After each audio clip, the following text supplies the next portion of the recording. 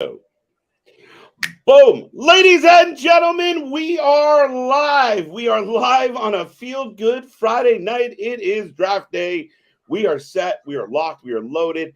We are here early. Welcome. I hope everyone tuning in is having a wonderful Friday. The weekend is upon us, and we got so much to get into.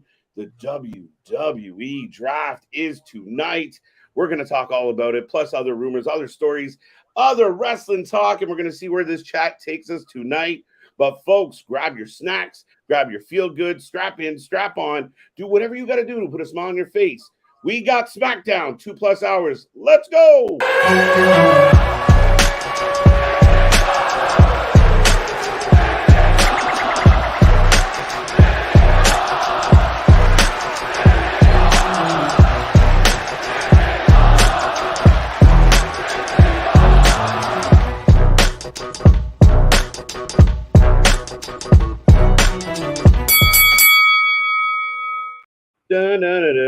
Ding, ding, ding. We are live. We are live. We are live, folks. And like I said, it's a feel-good Friday. We are strapped in for some SmackDown tonight. It is the infamous draft. Some people love it. Some people hate it. But we'll talk all about it and why it matters and what we think of it. But we're getting into it. It will be a fun night, folks. Make sure you go check those links down below. Follow us on social media. We are the Wrasslin for Life Network. We are the unscripted, uncensored, most unbiased wrestling coverage on the market. We thank you for joining us. We call it the way we see it. It's going to be a fun night. Just to remind everybody, I am Mr. Every Night KJ White. And of course, I'm always joined by... I was going to say, we got there. Ladies and gentlemen, boys and girls, children of all ages, the Wrestling for Life Network is proudly brings to you its YouTube tag stream champions of the world, the Every Night Delight, KJ White. I am Big Nick, and yes, we have the draft spectacular. So you need to add the Wrestling for Life into your vernacular. You've been practicing that all day. Yeah. Can't give away the trade secrets, folks. Can't give away the trade secrets. But yeah, Nick, it's Feel Good Friday. It's draft day. We're getting into it. Again, lots to talk about. We got a new championship. We'll figure out what show gets the championship, what show gets the champion. We'll figure out what else is going on here tonight. Lots of rumors, lots of speculations. I was going to say, Scott coming in hot and heavy already here. Very much, sir. I appreciate the super chat. Happy Friday, everyone. Let's go. What? Allegations? The first round is on me. What? Very much appreciated. Yes, it's definitely a feel-good Friday, and that reminds me, folks, as I know we're on early, the draft's gonna be kicking off at 8. I'm sure the chat's going to be lighting up.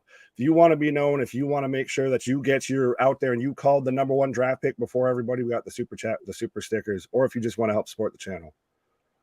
No, exactly, folks. Scott, you're one of the biggest supporters of this channel. We can't thank you enough. Every penny that comes through those doors goes right back into our mini little empire that we're building here. So we can't thank you enough. I mean, it's crazy that we get your time, but to get some coin too, that's nothing but appreciated. So do something strange for a little piece of change. We try not to go too strange, but everyone's tuned in enough to know that we can't promise that. Sonic's here, says it's draft day. Yes, it is. Can't wait to go. Tyler says based. All right. Well, draft is in the air. We had the NFL, the first round of the NFL draft last night. We've got the draft tonight for WWE. We've already got the NFL draft round 2 and 3 going on. There you go. So draft is in the air. So have a draft beer. Have a draft beer. Cheers. Predictions for round 1 tonight. We'll get into those, Rocco. Some decent ones. Roman, Solo, Heyman, just those 3. Interesting. Imperium to Raw. I kind of like that. Rhea to SmackDown, maybe. Belair to Raw and Cody to SmackDown. Did you see that they had now select draft pools? Because obviously they've got to have it across both Friday and Monday Night Raw. So not all the top 10 picks are going tonight here. So you're going to get some random, some Otises, some stuff like that. Yeah, I feel like they did that before, like the watered down draft. I don't like it. If that is true, in fact. Well, it's because you do it over 2 nights. You don't do it as like a premium live event of the WWE draft. You just talked about the NFL draft. For me, I mean, imagine guys are getting picked on Saturday and Sunday because I don't like it. Top guys. Because they're in that pool, I mean. Yeah, you can draft from this selection, and then next round you can draft from, like, what are we doing, a fantasy league? Well, kind of. Since you talked about it going old school and everything like that, and I hate to cut off our roll call. So Damien, Joe, Steve, hey, yo, what? Ronnie, what up? Richard out here with the wild accusations. Colton, what up? But UG's in the house. Joe's here. Welcome, welcome, welcome. do you think that they're going to have GMs again? I know we've talked about it being Hunter and Vince. I've heard the rumor that Holla Holla Teddy Long is going to be in attendance tonight. making at least allegedly a pick for SmackDown, if not the picks for SmackDown. Interesting. I mean, I think if they were going to have official GMs to represent the brand, that should have happened a couple weeks ago. Fair enough. And led into this. That's my humble opinion. You should have built it up that way. And then you get both GMs kind of explaining what their intent are and what they don't announce it tonight. Well, then you'd actually have to have build up to it to where like you have people that are trying to like try out, come to the tryouts for the draft. Yeah, like if people try and like, have a pro day type deal. Like people trying to, I remember old drafts where certain people were trying to petition to get off a show. Certain people wanted to stay, You remember like when Taker got drafted, I think he got drafted by Flair, and you remember him throwing the bottle and God damn it, and storming into the, backstage area and everything. Prediction for Game 6 NBA Warriors and Lakers wrap it up tonight. Fair enough. Let's go Lakers. I'm on draft mode right now. Sorry. We got everything going on. There's so much. But do you think that they could just be announcing it, or do you have other people just come in and make a prediction here, or make a pick, I should say, sorry. I've heard that Big E's going to be there. And last I knew, he's not cleared. I don't want to speculate on that too much, but like AJ's supposed to be there. Could AJ be making a pick versus being a pick? Could Teddy Long, well, maybe more Big E, but could Teddy Long just be making a pick versus being an actual GM? Like you have, how they had the guest host, you have guest people doing the draft picks. Highly possible. I mean, they might try to add some flair to this. No, they might actually try and add a flair to this. But to your point, I could highly see that. I mean, I really think that they haven't established. I don't like the idea of Adam Pearce now. If you're doing a brand split, Adam Pearce going from show to show and being the boss on both shows doesn't work for me. Doesn't work for you, dog? Fair enough. Doesn't work for me, brother.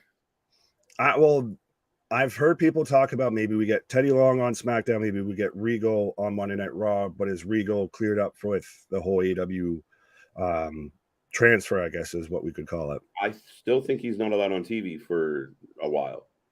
Fair enough. I think it comes out as the booming voice of God. All we need him for is Wall Games. Right. Ronnie's saying, let's go Bruins. Why? Oh, Damien, why'd you have to, bad news in the chat. Why you have to say that? Jay Lethal just defeated Cash Wheeler. Okay. How's those 4-year contracts feeling now, boys? Ouch. And accurate, dude. I mean, we talked about it Wednesday. You signed 4-year contracts because you believed that this was going to be the best for your career. I think you believed that it was best for your pocketbook. And really, it's easy work. It's easy fucking money. They don't give a fuck if they're doing these jobs. It's cha-ching.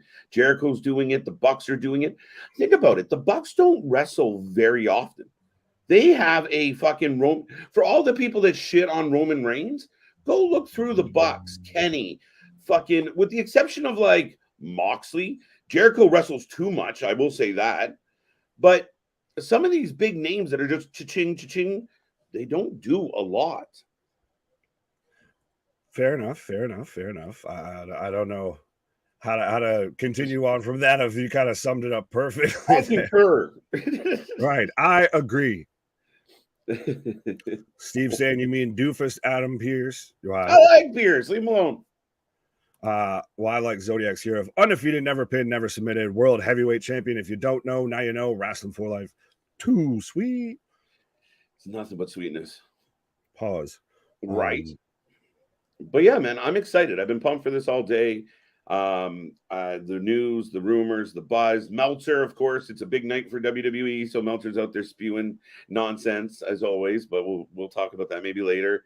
I mean, this is really interesting, and I mean, I think one of the hottest debated things, and I put a lot of thought into this, Nick. A lot of people are mad about, okay, we're going to split the brands, we're going to have 2 separate shows, and we're going to create another title, and everyone keeps talking about how that makes that new title look. I've heard you say it. I thought about it a lot. And to me, I think what they're hoping for And I'm kind of smoking the hopium with them, kind of going, okay, I can be optimistic. I can be positive.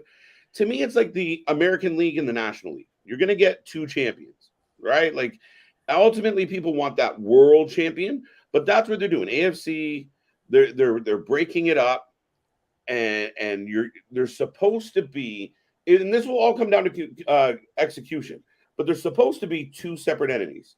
So they are billed. Now, Roman's always going to have that, but at some point, Roman's going to lose that belt. At some point. I don't know when, 2026, if we're all still here. Yeah, maybe. But I think that's the hope, is that 2 conferences, right, where they don't interact. They don't overweave. One isn't, if they're not looking at it as 1 title, 2 titled, and then down the way. It's not a hierarchy. There's a balance, and they're kind of, that's what they want to do, and I understand that. I think that just looking at it, though, it kind of gives off that whole feel, that whole vibe of, if you have 2 world champions, you don't have a world champion. That new championship will be looked at as the B title of, it still goes back to when they did have the World Heavyweight Championship and the WWE Championship. One of those, more often than not, the World Heavyweight Championship was opening the pay-per-view while the WWE Championship was closing it. Because that's the thing, is you talk about the NFL, the NBA, et cetera, and having what Eastern Conference, Western Conference, NFC, AFC, the North Division, the South Division, all of that. Yeah. But they have a World Series, and then they just go back and reset everything. You can't do that with WrestleMania. You can't do that with a continuing storyline. Yeah, that becomes a bit of the trick. And I mean, I think there's going to be occasion, Survivor Series maybe, where it's champ versus champ, who gets the bragging rights. And I kind of broke it down. I mean, and I heard Cornette's take on it, where he was very similar to you in this regard. But to me, it's like territories, right? Like, each territory had their own champ. And then every once in a while, 2 champs would cross paths. It's just kind of, I'm kind of being okay with it on that regard. And I had a theory. Everyone's like, this is 100% a Vince move. It feels like Vince. And it does. Going back to 2 titles feels like Vince, feels like he's undoing some things. However, what if this is the Trip? Like, what if Trips is as much in charge as Trips is trying to convince us? To me, this could be the Triple H belt. Like, I'm going to go make my Triple H show. And you know what? You want Roman, and you want the Undisputed, and you want to do all this shit? Vince, have at her. I'm going to do the Triple H thing over here. I like that idea. I've kind of been a promoter. I like it. And that's the thing, is, to me, you're investing a lot in hoping that they pull their heads out of their proverbial asses. And that's the biggest issue. No, the biggest issue is a full pack. You're smoking that hopium pack there. Yeah, I'm trying to fucking just not bail on it. Like, I'm like, okay, where are you going with this? Now, the X factor, like you said, is there's this big, giant, old problem. He's been around running wrestling for about 4 decades, and he clearly doesn't know how to let go. He clearly still has an impact. We'll see. Because, yeah, there are a lot of decisions lately that I think Triple H has to walk out and smile for the cameras, and he's like, this wasn't my idea. Right. He's got the C. Montgomery Burns with the gun to the back of Smithers there. Right. But that's no, it's a fucking perfect. No, it wasn't a homer. But anyways, I think a big part of it comes down to who is that first champion there. You know what? My front runner, if at all humanly possible, and it's got to matter. And I really love the idea of it being Randy Orton. Said it the other night with you guys. Who else like that has that prestige? If he could come back, it would be great. The only other best choice I would say would be Seth Rollins, but since we've kind of ignored the chat, let us know who you think is going to be, before we kick off the draft here. We're still about 15 minutes away, of who you think is going to be the first champ for the new, I'm assuming, allegedly, supposedly, the Monday Night Raw champion. What if that's the first fucking coup of all this, is Roman Reigns and or the Bloodline get scooped up by Raw? I think that I've heard that rumor. That was the initial rumor that I heard. I've heard a lot of people say a lot of things about who's going where, but the initial rumor, and a lot of people pointed out too, as in those pools that they allegedly were floating around, of the Usos are a separate team and Roman and Solo are a separate team. See, that makes no sense to me, right? To me, Roman and Solo are singles, and the Usos are a tag team that could be drafted as singles. If you're trying to convince me, But if you I draft noticed the Damage Bloodline, you Control don't think you get an add-on, you don't get a extra DLC. I don't know. That's interesting. Well, I would think. Well, that's why I'm saying with at least Solo being with Roman, of it's to me, it's playing into that divide between the Usos feeling they're on the outs with Roman. They can't all end up on the same show. That'd be kind of weird. I don't know how. But then they just keep doing what they're doing and take over both shows. But Roman Reigns first overall, or Rhea Ripley, or Rhea Bloody Ripley. If it were me, be Roman. It's got to be Roman. We talked about it when we did our draft, dude. You can't pick anyone but Roman. He is the first overall pick. He is the preeminent sports entertainer, wrestler in the world. I don't want to hear shit about anybody in AEW. It's Roman fucking Reigns. Well, but that's still, though, it goes back to going to the old stuff. And I know we made it one comment before we're ranting again, but when dudes would like Brock Lesnar would get drafted in like the 4th round and stuff like that. Behind, the IC title holder or something like that, or a mid-card job guy, stuff like that, almost to show that, it could be anybody at any time. Like, do you remember when they had that whole, it would just shuffle? Yeah. Yeah. You were like, oh. Yeah, to where half the time the bigger picks would be like the last ones, like towards the end of the show. See, I think where the WWE gets himself in trouble, and again, it's been Vince for more time than Triple H, so I can't really hang it on him. But I think the part of the problem is when you start over like dumbing shit down. No, like why the fuck wouldn't we draw or draft the best 20, whatever it is, go 10 rounds of the best possible athletes? Fuck that shit. Save more for Raw. Book a better show on Raw and have, that shows weakness. That shows a thin roster. That shows bullshit to me. Yeah, right. Fuck off with your ratings and ruining my shows. JPC says 15 minutes. Well, just under 15 minutes now. Damn near almost 10 minutes. So smoke them if you got them. What? Right. Yes, take all the vitamins you got. All of them. You're going to need them. Bobby, what up? C Money, what up? Victor, what up? Who has the first pick, Raw or SmackDown? Now, do we go back to where you had to have matches to decide who got the draft pick and stuff like that? Yeah, do you remember that shit? Right. Well, then you get the big show taking off the Raw shirt to reveal ECW. Yeah, right. So, I mean, and that's going to be part of it. We don't know who's picking first.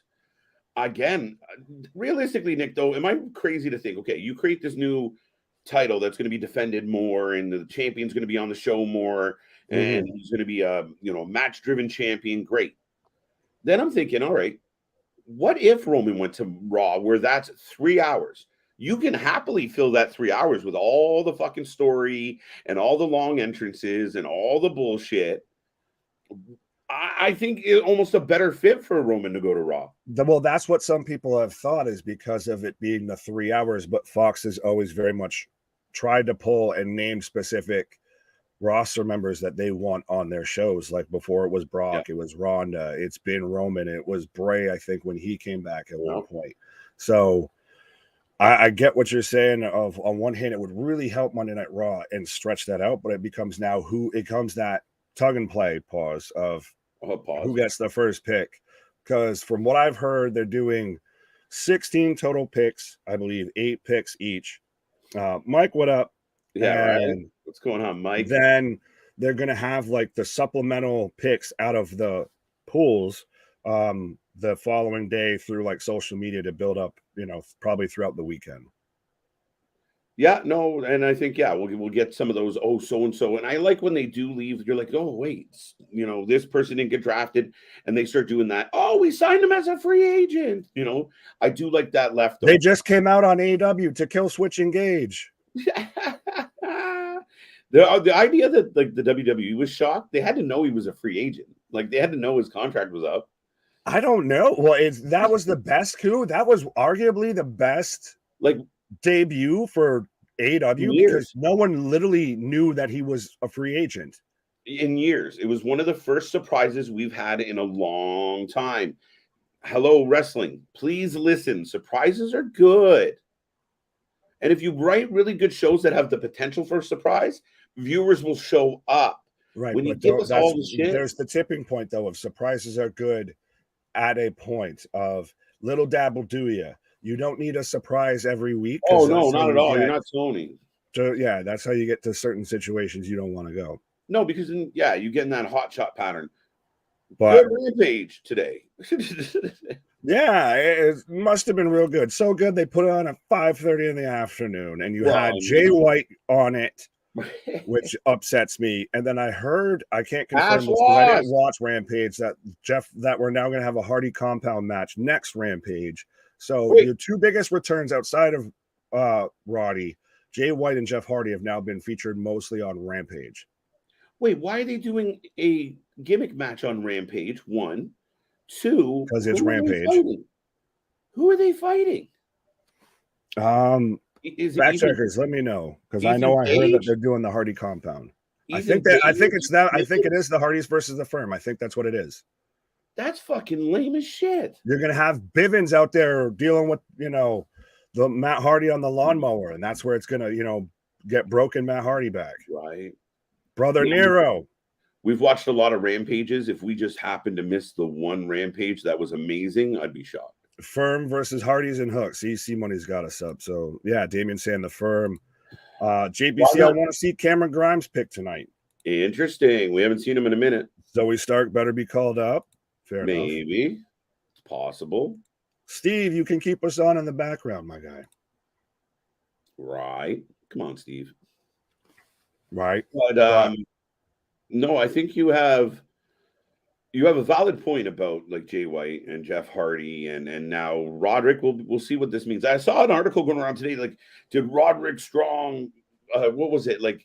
Are they burying Roderick Strong? I'm like, he just fucking got there. Yeah, exactly. He's been out there. Granted, it is a little funny. Come on, my friend's getting beat up. Play my music. To run out and everything. But that was the most over Roderick Strong's been in probably a couple years, just in that moment alone. The last time we saw Roddy that we were all pumped about him was the last time EU was involved, and then finally they got him in the. I went funny for a second, didn't I? Yeah, you did. Yep, we're good now though. I hope. But yeah, Roddy just struggles with chemistry. I know Luna and I talked about it last night. He just. Great wrestler, checks off a lot of boxes. He's like Shelton Benjamin that way, where he just lacked the charisma, the connection with the audience. Well, now he's going to be there with Marina Shafir with the missus. So yeah, it's just everybody and their fucking girlfriends and their wives and husbands. Well, I like Roddy. He to me, he seems like he would fit and could bring an actual more technical, serious style there. I'm hoping this is, I guess, my hopium here. Of that he's not going to get buried like somehow Jay White and Jeff Hardy have, and just become Adam Cole's buddy. But this essentially ends the Undisputed Era, any remnants of it left in WWE. And does this not officially kill off to the Diamond Mine? Like, we've been on NXT for the longest time. We'll see the Creed brothers, we'll see Ivy and all of that, and we'll be like, they call themselves the Diamond Mine, but the Diamond Mine, there's no original member of the Diamond Mine, of the original 4 members of the Diamond Mine or the Undisputed Era right now in WWE. Yeah, that's the dilemma. And I mean, the Diamond Mine I thought was dead. It should be dead. Let's move on from that. Let the Creed brothers move on. And the fact that you even reference this doesn't make sense anymore. Right. I mean, now people are talking about how close is Kyle to coming back. Is Fish maybe coming back? Now, we do know Fish put his foot in his mouth. So that's an issue. But I would match on AEW Collision, CM Punk versus Bobby Fish. Yeah, there you go. CM Punk just gets to punch him in the face match. That would actually be. I think Bobby Fish could take him. That'd be a good. No, scrap. I'm not saying that. I think Punk just kind of needs to. He gets a freebie. Let some anger out here. Well, we've seen Punk fight before. Let's be honest. We've seen Punk fight before. I love you, Phil, but we've seen him fight before. Right. That's why I think Bobby Fish would give him a good go. Oh, yeah. Rumor is the Cucamonga kids weren't really up to the snuff, but yeah, no, they just took that one hitter quitter and just they didn't want the 3-piece with the soda on the side. Right? Like, oh shit. Right. Mario, what up? Small Mark. Shane versus Triple H would be my hope, or Beth Phoenix versus Booker T. That'd be Wow, interesting. wait. Oh, we're talking about GMs if we had GMs. Mark, I like both, but it's like 5 minutes away, by the way. Yeah. To see both sets next to like, we'll get Shane McMahon and Triple H or Beth Phoenix Booker T. Like, right. Sensible booking, fever dream. Yeah, fair enough. Well, and still, I think we talked about it, and it would still be hilarious. Yes. There would be one of the biggest pops out of us on this channel, I feel, if Shane comes out, wheeled out, in a wheelchair, all of that, all selling the neck brace, everything, and just sits there and does the little flippy-doo with his hands, and here comes the money. I think it'd be hilarious. Just sitting there fucking swinging his arms just in the chair. Right, and he gets Monday Night Raw 100%. That would be hilarious. And be a miserable, shitty, pain in the ass GM. Be what people think Vince is. That's what he should do, yeah. Like, I get it. Because Shane could probably still cut a promo now. Vince can't. No. Vince can't talk on screen. Yeah, that would be a good way to get my story across of like Triple H versus Vince. Let's go. But it's like son versus son. Who gets the throne? Right. Dun, dun, dun, dun, dun, dun. And they can shoot on each other because they don't really get along. Last Christmas, you gave me a shitty present. I already have 10 times. Right. Pop myself with my own joke. Pause. Desk pop. OC, Adam Cole, Roderick Strong, Bandito versus Jericho. No, let's just book everybody. Just everybody go out there and just do the flip, and I'll just sit here and play. You're invited. You're invited. You're right. Invited. You're all invited. 1 little, 2 little, 3 little lucha, 4 little. Boss saying something in the water. See Money out here playing translator for us. There you go, See Money. I appreciate it. Granted, he's probably like, listen to these pendejos. These motherfuckers know shit. Right. Just out here rambling. Hook said the firm will be deleted. That's what we need out of the guy who barely speaks is something profound. His first words are getting over the job guy who his meal ticket brother just showed up is getting over his catchphrase. Why? If you were going to spend the money and take the risk of bringing Jeff Hardy back, why couldn't you hunker him in? Like, why couldn't it be even oh shit, Jeff Hardy's back. Here comes Jay White. Like, why couldn't it be something to that magnitude, that level? That's what I said initially is rather than out here and you have him with the Job Squad 2.0 and all of that, you have him pop in and out. He's in for a big match. It doesn't even have to be a world title match, anything like that. He comes in for a big spotlight match. And then you're good. And then pops right back out. And then you save his body. You keep him from taking those super extreme bumps, which I think led to him. 1 second. While I find it. There we go. That led to him allegedly, potentially. Well, it's not allegedly that he had one, but what led to it that he relapsed again and everything like that. But I would save him and just have him be in spotlight matches. But anyways, Bobby Lucha. Booker T and Beth both have connections to the most recent NXT talents and have Hall of Fame pedigree. Fair enough, Small Mark. It's just an interesting pairing, I would say. It's a little off the wall, I feel. They need Stone Cold as GM. Why? He'd be out there saying, no. Does he want to come back and that's what he does is he's a GM and he's got to, then you'd have everybody wanting another match out of Stone Cold. You just want him hitting stunners all the time. I feel like if you put Austin in there, and I respect it, but would he just then become the star? You'd be itching to see Roman versus Stone Cold. Cheap Pop, Victor Nash would 100% would have Austin as a GM for 9 to 12 months. Cheap Pop, what up? But yes, folks, we should be kicking off just about right now with Friday Night Smackdown. Michael, it's night 1 of the draft. Who goes first? Who gets the first pick? Who comes out of it with the better draft class? Do we get like what me and KJ did when we did our mock draft, which, by the way, you can check that out when we're done here. Okay. There you go. You're good. We good. Shit happens.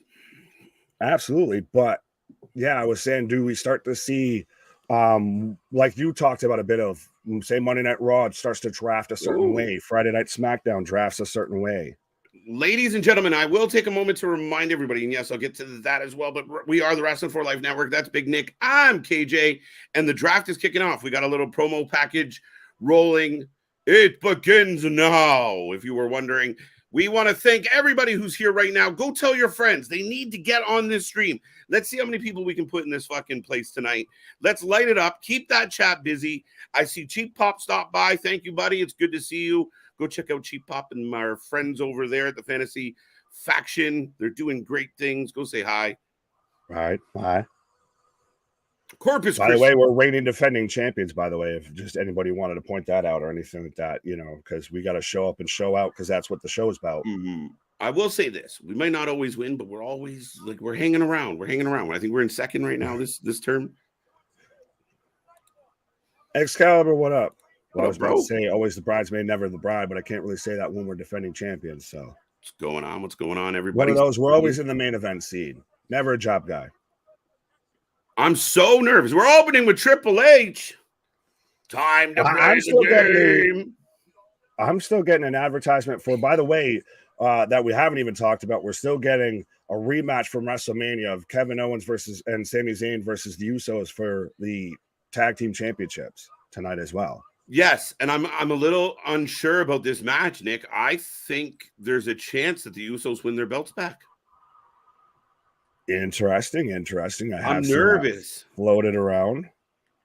Again, like right now with this, I know everyone's 100% like beating down this whole Vince thing, but even Triple H comes out the other night to announce the new belt, and he says, I have the responsibility of making this company great for however long or whatever he said. I'm paraphrasing, but he put the onus on him. Whether we believe that or not is what it is.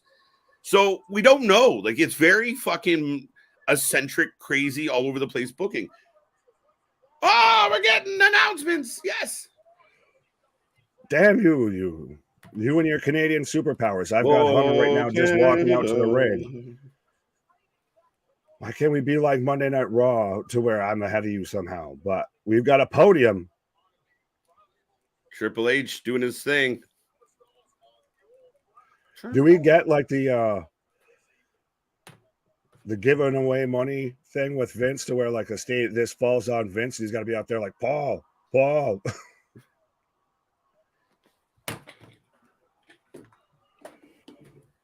Larry, what up? JV, what up? Gilly, what up? So we've got Hunter out here playing Commissioner Goodell instead of getting booed, though, he's getting cheered. Goodell, you can take some notes. I'm still here, Nick. Just give me a second. You're fine. Don't Simone getting Larry over. Why wouldn't we be good? We all good up in here. Every superstar on Raw and SmackDown is subject to being drafted. So, but he hasn't mentioned NXT. So do we? Well, you know what? Do you know what's bullshit? Ahead. Sorry, Nick. When you make the announcement, you say every superstar is available, and then you put up a fucking graphic that says only these people are available. That's not everybody. Well, it's 50% getting drafted tonight. Well, that's the thing, though, is because you've got to split it up over 2 shows. You've got to have the division. You got to appease multiple networks. Yeah, that's bullshit, and it's making for a bad product overall. Well, you're watering your shit down. If what you wanted pays off, then we go back to when it felt like that. When you remember when they had the USA Network War Room and the Fox War Room, and you had them almost feel like fully different shows. The first pick, the first 4 picks are in Triple H's hands. Oh wow! Are you ready? You son of a! You're gonna pop way before me. It is what it is. AJ Styles is available to be drafted. Yes, says Michael. Cheap Pop. The Devil's in the details. Roman Solo and the Usos are separated. Cheap Pop. Go back SmackDown and on the replay. We just talked about that. No GMs. SmackDown. Are you ready? What? First pick to SmackDown. Are you ready? Paul Heyman. Let's Roman get ready to Reigns, pick and us. Solo. Let's get ready to pick for SmackDown. So they're taking the Bloodline. Bryce Young. What? Jim of both shows. Let it be Regal. Oh, the first overall pick is 3 people. Oh, wow. Oh. That's what I should have done. Fuck. Who knew? How is Paul Heyman considered a draft pick? Yeah, well, everyone's eligible. He's a manager. When did Paul get his wrestler's license? He's got his manager's license. When did he get his wrestler's license? Are we going to get Walter versus Paul Heyman? Raw gets the new belt. Sorry, as we predicted. I'm gonna have to pause up to see because we're just a little disconnected. So you're fine. I've got right now drafted a SmackDown. I've got the whole image pulled up. Okay. No word on the Usos. They're a separate team. I think they're available. They're available on Monday. And they announced that the Bloodline has been drafted minus the Usos, which is funny. Right. Like I told you, building that tension. Cody Rhodes! Oh. Cody Rhodes! Yes, Michael, they weren't. Raw. So we got that right, Nick. You're right. Different shows, but we got it right. Essentially, yeah. We literally just verbatim, if you would have switched it, we called it. See, I just got the Cody announcement.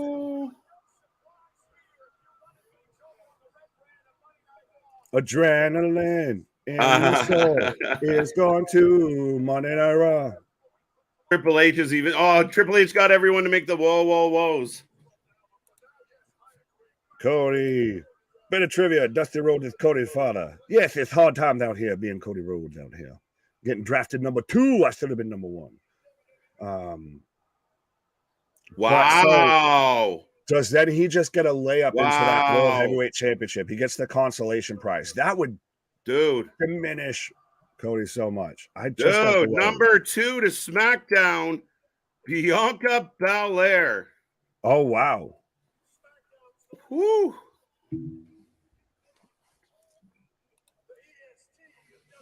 There you go. Rhea Ripley to Raw now. That's my guess. We got to be fair to the women. Oh, no. I like Rhea. But then again, that gives you a reason to watch Raw. True.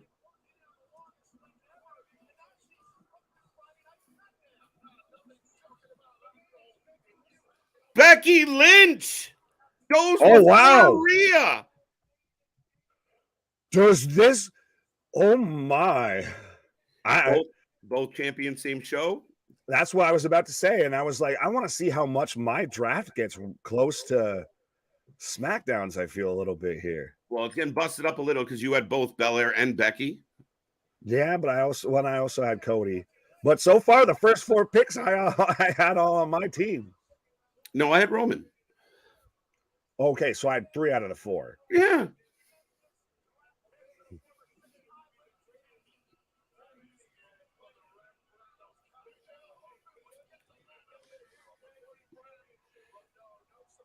So Becky going to Monday Night Raw. So, is Rhea in this pool, though? That's the thing. I can't remember. The Usos go to SmackDown. Oh, gee. So, yeah, there you go. Okay, there you go. So why would you pick Belair in between them? Just to show, like, again, just to build that tension. It's a little bit of an FU move. It's a little bit of you're beneath me. Oh, the Usos are getting to chat with the fans. I have to admit, this whole fucking PC it's just like, it blows my mind. To me, it's insulting to everybody. What, that this is separate? Like, what is this? No, it's just like you draft, you draft your 2 biggest male names, so to speak. Then you have to draft woman after woman. Like, why couldn't you draft Bianca and then someone and then another woman? Like, make it more randomized, not so fucking obvious, right? Like, anyway. You think this is obvious? I'll give you that. Well, you can have that. Not even what I'm mad at with this. I don't mind drafting because you would want a top female competitor on your roster, and especially too if you're SmackDown, you're drafting, women's champion. Why? Larry saying why? Usos weren't drafted to SmackDown. Were they not? Oh, they weren't. No, they weren't drafted. That was the end of the first round. Oh! So the Usos are just out here cutting a promo. So you're out here spreading that fake news. I like that fake news. I legit thought that's what he said, but the tag champs are here. Now the Usos win. They get to stay together, stay on both shows. But do we get it to where we get it split up to where we get, say, the Usos take whichever show they go to's championship? Sami and KO take whichever show they go to's championship. I remember they did that. They just like traded them, but I mean, that again, you're fucking around with pulling belts off, and you got to have a rhyme or reason behind it, right? That becomes the major dilemma, right? Is what is your plan? Like, how are you going to explain this to us, right? Absolutely, you need a rhyme and a reason. As I've got, I guess you could call a rhyme and reason coming out here because I've got KO and Sami out here right now. It's true. It's damn true. I was gonna say, how far ahead of you? How far behind am I? Sami's just starting to talk. Okay, so you're not too far. Never too far. No, all right. He looked like he was about to talk. I thought it was close. They needed even distribution of woo-ha song, of whoa songs between the two shows. Right. No, you just had you have Cody and you have Seth and you have all the sing-along songs go to Monday Night Raw because then it's 3 hours sing-along. It's karaoke night for Monday night. There you go. One sec. Just going to switch up the visual real quick, folks. And as soon as I can find the button. There we go. Thanks, Nick. You're welcome. There you go. So there's your first two to each team. And so apparently my vitamins misheard. I thought Triple H said they picked them. Okay. I think he was saying how SmackDown has the next pick. But so yes, folks. See, this is what all your hard-earned, super chats and all your love and support, and this is why you need to share and help us keep growing because we got the official draft board right for tonight. Ooh, Jay giving Sami shit. So we've got Heyman, Roman, and Solo, quote unquote, the Bloodline going to SmackDown, and Bianca Belair going to SmackDown, and we've got Whoa and Woohoo, Cody and Becky going to Monday Night Raw. So see, I told you it's going to be the sing-along show. Are you surprised Becky Lynch gets drafted before Rhea Ripley? Are you surprised Belair gets drafted? Yes and no, because I feel like I'm surprised, honestly. The biggest thing out of this that surprised me is that Bianca went to SmackDown. Because I thought Rhea would have gone to SmackDown. That could be just my partiality towards SmackDown because you got to, like you said, you got to fill 3 hours. But that I think we're going to see the Judgment Day split up. I've heard people say, the Street Profits is going to split up. It's going to be interesting to see which groups or which factions get drafted across brands. It's so funny. With the first pick, SmackDown drafts 3 people. What the fuck? How is that allowed? I mean, you did kind of pretty much do that. Just you were Monday Night Raw. No, that's what fucked me is I only took a Roman. I should have take the friend. You got Solo. You tried to negotiate. You tried to negotiate, I think. But I got Imperium. I was happy with it.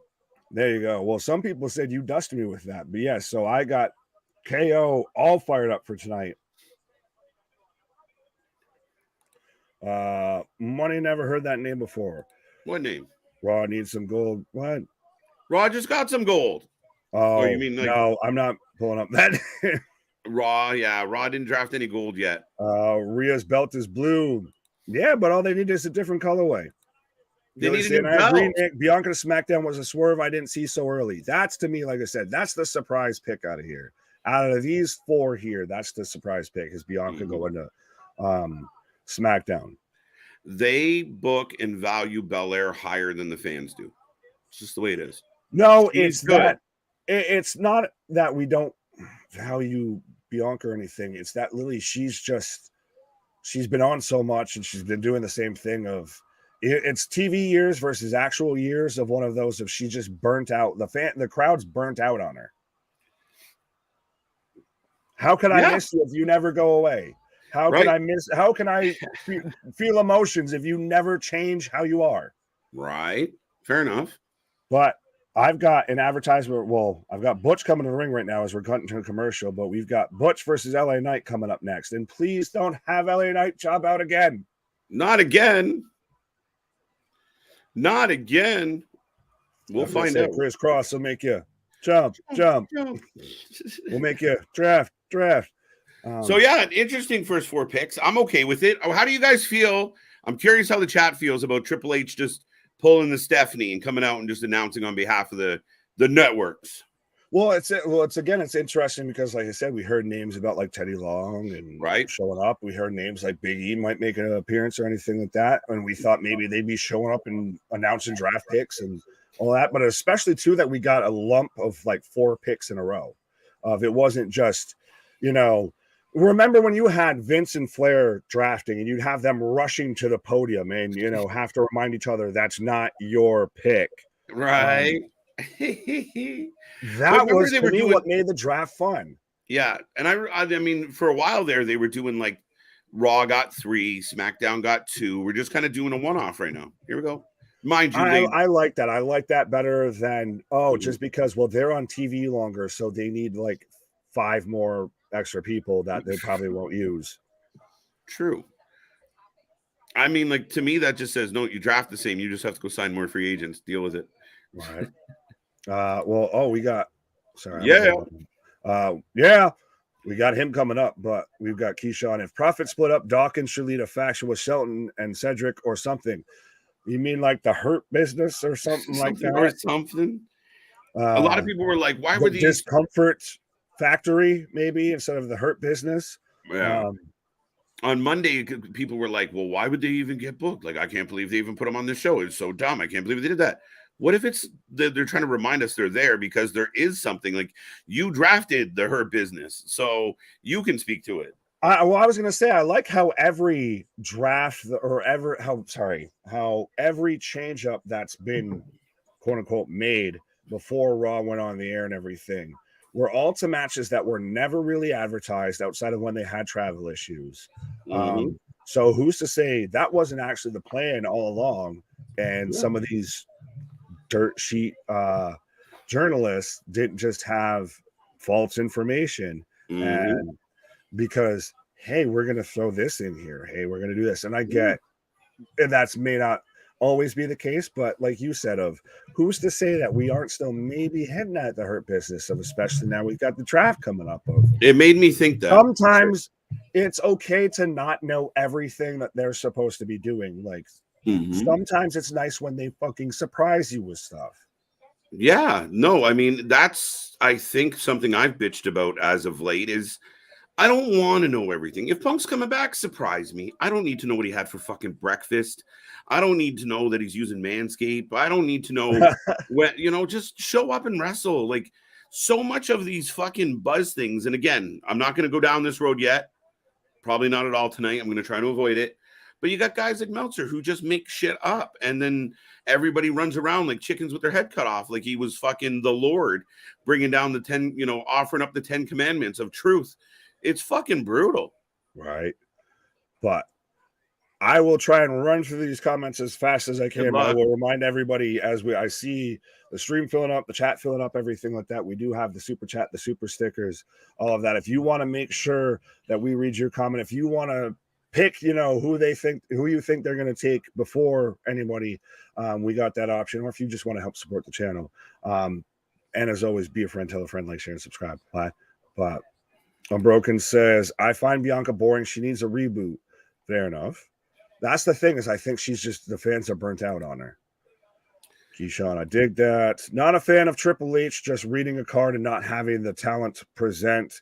Feel like they could done better and lack of GMs.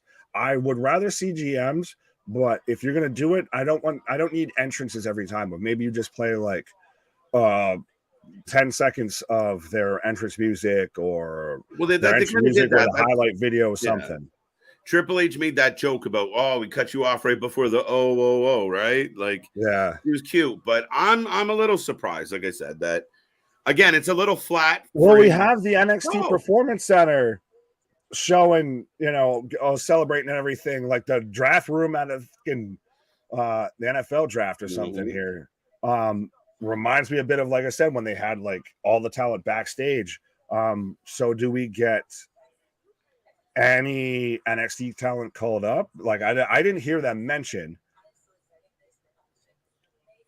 Oh, and so Bianca's out here, cutting a promo saying how she's happy to be SmackDown Women's Champion again, live from the Holiday Inn. She's not a doctor, but she did stay at a Holiday Inn Express. And if you get that joke, you're fucking funny. Take your ibuprofen and how you doing? How you doing? Bianca opens the door to a different demo, if you know what I mean. Yeah, but that's not. You can have that. That ain't. Yeah, right.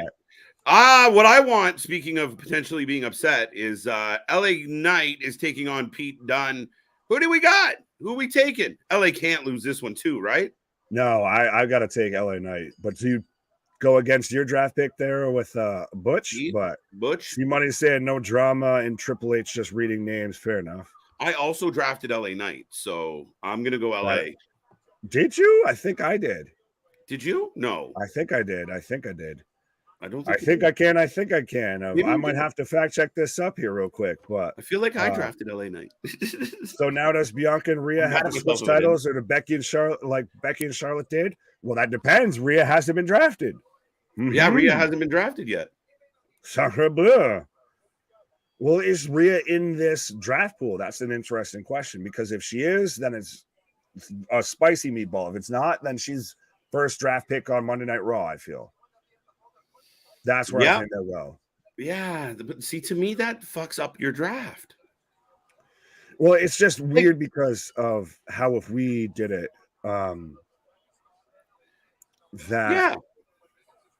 it would be like, okay, so you have half the draft pool to pick from. All right, well, I guess I'll take so and so and so and so. It should be across the board, and everything's such a live event. Everything's such a participation fucking medal, and like, just do it proper. Draft the best 20 people, and then 20 more. If you look at your roster and think, "Fuck, there's going to be no one left on Raw," then your fucking company's lacking. So figure it out. Fair enough. JV, I'm torn between the LWO being on SmackDown and pander to the Latino audience, but then again, can fill a whole gap on Raw.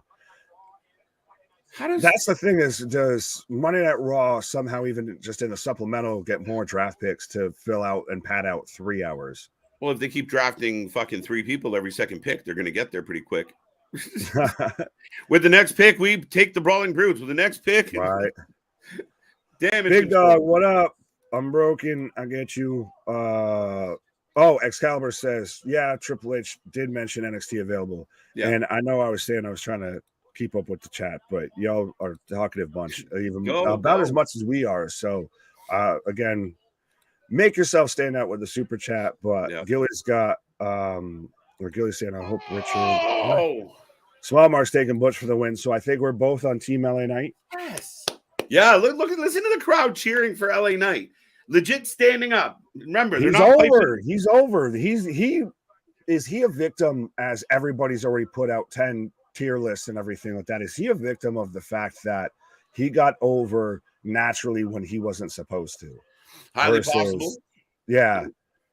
Yeah, that's highly possible, Nick. And I'd like to think not. I mean, I wonder if, again, sometimes they get in their own way and they're like, well, LA Knight's too old to get over. LA Knight's too old to be a superstar. The fans love him. Just fucking push him. Right. You owe him. Just a wee bit. Just a wee bit. You put him through that fucking Mountain Dew nonsense. he went full pitch black for you. Sorry, I was trying to fact check who drafted LA Knight, but you can have that. That ain't what I'm mad at. LA for the win. Zack Ryder buried. There was a list of guys. We could be here all night if we Zack Ryder. Oh, I was going to say, how many channels have sat there and put out top 10 lists and this, that, and the third about WWE talent that got buried for getting themselves over? Sandow. Sandow. Rusev Day. Rusev Day is a sad one. Ryder's a good one. Let's recap Cody to Raw, the bogus New World title to Raw. Yeah. Why is it bogus? Because it's secondary. It's not secondary. It's the top title in that league, that channel. Period. You can say that as much as you want. Can't I'm saying how it's perceived. I'm saying how it's perceived. That's because people don't want to wrap their head around, like, it's the funniest thing. Like, they literally divide the shows. And again, we might fade back into whatever. I can't deal with that. We deal with the evidence in front of us. Right now, I don't understand why the fan base has got such a hard on for this. Like, no, he's number one. He's number one. He got drafted here. Well, you've already seen tribalism, A. B, you always have to have the tier system. And C, well, I think us fans who have been around for a hot minute are predisposed to, well, this is going to be the way that it plays out because this is how it's played out every other single time. And I do sympathize with that because that's where you're always nervous. And I understand that I'm a little more on the positive side of this argument just because, okay, I'm going to give them the benefit of the doubt. But if today is a start fresh, whatever happened before today doesn't matter. Whatever happened tomorrow, we're not there yet. Right now, you have a champion on two. It's no different than, like, fucking pick anything else. Like, there's an AEW champion, there's a WWE champion. That's how I'm looking at this right now. There's a Raw champion, there's a SmackDown champion. We have to separate them. I'll give you that. And that's, I think, ultimately what we all kind of want. That's the thing, is just now it's a wait and see. You are a bit on the hopium pack here. A little bit. Draft week in WWE is my favorite time of year. I almost wanted to start saying out there if it's the most wonderful time. But, I mean, we still have WrestleMania weekend. That was fantastic. Come on now. This has just been the best thing since then, I feel. That's really gotten us hyped up and involved and engaged and excited. There was a couple. Even though we all think it might be bollocks in 2 weeks. But that's the thing. Like, I understand where people... Dude, I'm a Leafs fan. They win a couple games, but they're still going to lose. Like, you're never comfortable with, like, yeah, we rock, and then we lose last night, and you're like, oh, doom and gloom, fire the coach. Right. The end is 9. The end is 9. Time to run away. The end is 9. So I get it. It's right. It's fucking, like I said, you just assume it's like battered wave syndrome where you're just consistently thinking it's coming back again and back again. All right. Moving on. But nonetheless, Sean saying Uncle Howdy should be number one pick. I should have used the word partner, I think. Yeah, well, I'm going to just say there's a fun little Easter egg in the thumbnail, if anyone noticed. That's adorable. You might have had Uncle Howdy and Bray Wyatt, because, see, I told you it was them all along. It was both of them. Right. Dusty was a... sorry. Nope. Very good. Dusty was a 3-time NWA World Champion. He beat Ric Flair for at least one of those titles. What was he robbed of? I feel like we walked in on something, so I'm going to politely back out of that as quickly as I walked into it, because Big Dog seems like he's barking. Pause. No, but he's right. Like, and so what he was screwed out of, though, keep in mind, he went through that whole storyline where he was the masked man, and then he won the belt, and then he couldn't have it, and da-da-da-da-da. Superplex! Huge one. But you got to remember, like, Dusty all the time went under. That was like the crazy appeal of Dusty, where you say, if you lose, you're going to go, that guy kept the value and lost a shit ton of big matches. It's hard times out here, baby. Yeah, baby. Yeah, the American dream, Dusty Rhodes. It's hard times out here. I heard Bray and Alexa won't be in the draft. Dun, dun, dun. Alexa, I think, is she less likely than Bray? That's a good question. Which one's more likely to get drafted? I could see just neither of them, just because they're kind of on the shelf for a variety of reasons. They got work to do if they're going to get any type of interest back into those athletes. They may be ruined forever at this point. Fair enough. Bro, it can be a good time for Drew to show up, mess some people up, and state he will wrestle where he wants. That's not a bad shout at all. Yeah. If you make him the Scottish badass. Yeah. Go back to 100%. that. Yes! And the crowd gave a 1, 2, 3. This guy is over as fuck, and I think Pete Dunne fucked up his eye. I was going to say, I just got Pete Dunne into the turnbuckle, and then LA Knight with a 1, 2, 3. So you're about maybe 10, 15 seconds ahead of me. We're all good.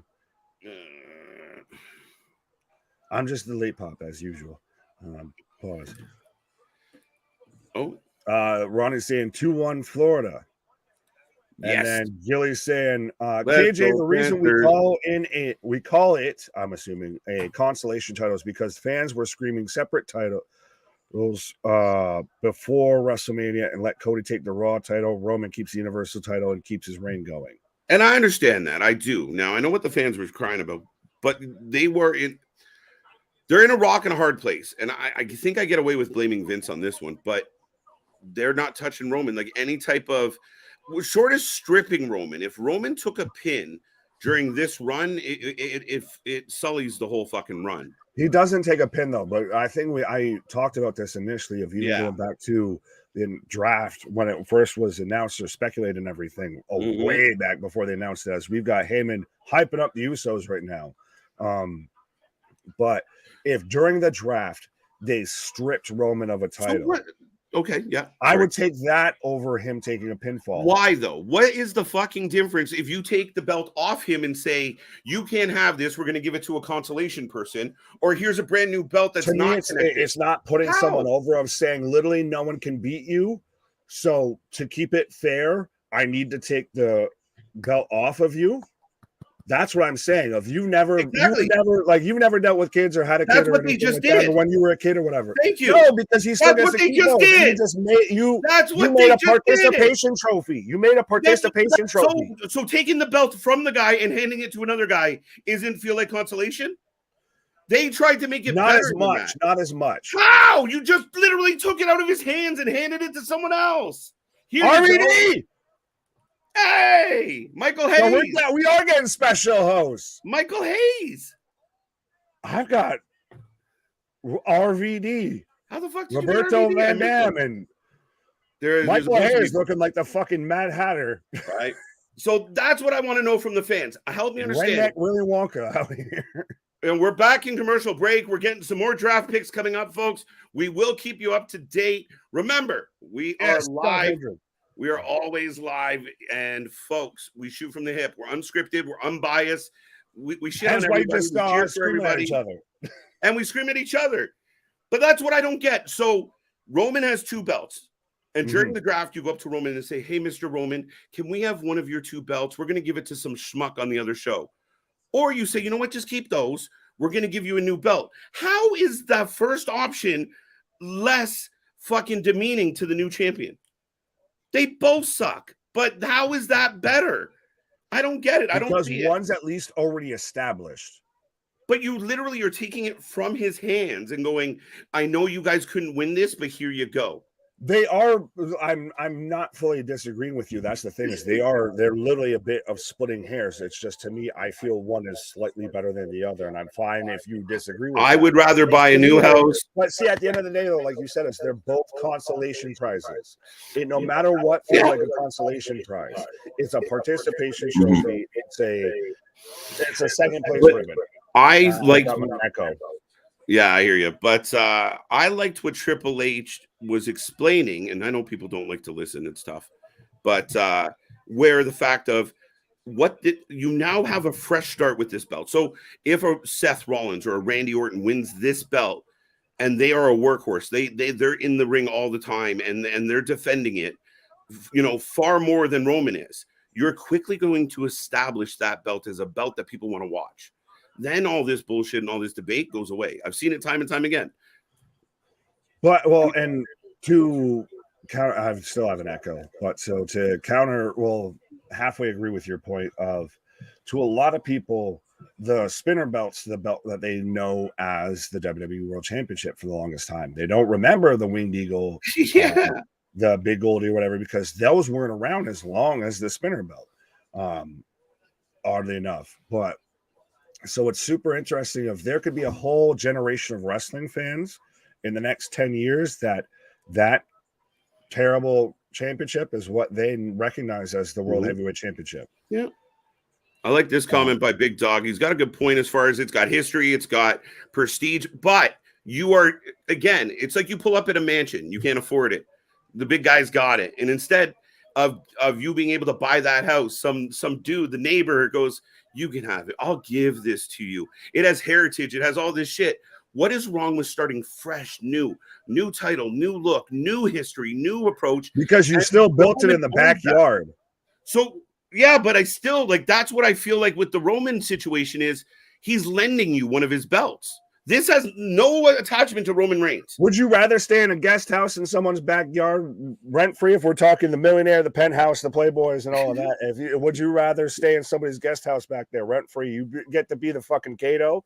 But that's what or you're just gonna build something up in their front yard and just be like, and act like it's brand new, of like, this is my shit. No, but if I built my house across the street, the guest house. The thing is, they didn't build it across the street. They built it in the backyard. No, but you got the front yard. The guest house is exactly what has happened in the option that you like best. It's, you're not good enough to live in this house. You can live in the guest house. You can have one of my titles. You couldn't beat me for it, but you can borrow my title. You can sleep in the backyard. Opposed to me going, motherfucker, I'm going to go across the street and stake my own claim. But they didn't go across the street, though. That's the thing. But that's what they have done. It's a new show, new title, new champion. New. Everything's new. I like shiny and new. What do I want? You're telling me if Cody Rhodes is the first person to hold that title, that's not going to feel just as much of a layup? Cody Rhodes winning the title, that's a different argument. Cody Rhodes winning the title is a mistake. But if Cody Rhodes does it, it's a mistake. RVD! What am I saying? I'm going to rip through these real quick. So even if you need to take a pause, I'm going to rip through these real quick. Don't sweat it, Nick. Big Dog is always barking, even growling. Pause. Element wins. Yeah. Want to know? Yeah. Money, I need to look him up on YouTube. You should look us up on YouTube. What the fuck is he talking about? AJ Styles and Edge on the graphic. Fair enough. Damien saying, want to know, realize how fast they went to a backstage segment once that won. Yeah. What was that? As they cut to a backstage segment after LA Knight won, but RVD is bad. I see in the back of your mind. Oh, you know what they're gonna do here? Like, thank you guys. The writers. It's Matt Riddle. Matt Riddle has to. Sorry, I tried getting through. We got the super chats. I tried. Keep going. Y'all working me. Oh, we're getting vice versa. Why is Rob looking at Michael like, am I fucking that high on the vitamins that I don't know if you're here or not here? Street Profits to SmackDown, folks. They're both high as fuck, I imagine. It looks like RVD and his dad. It's RVD and his dealer.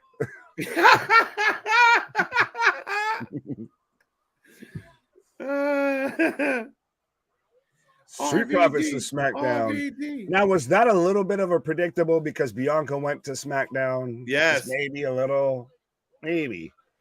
See RVD wiping away the pasties, struggling. Rob Liddell. Yes, Trevor. Yes. He's feeling them vitamins as we are. That is mean. You got the cotton mouth. You can't get the draft pick out. Hey, Rob pulled my move. They got Imperium.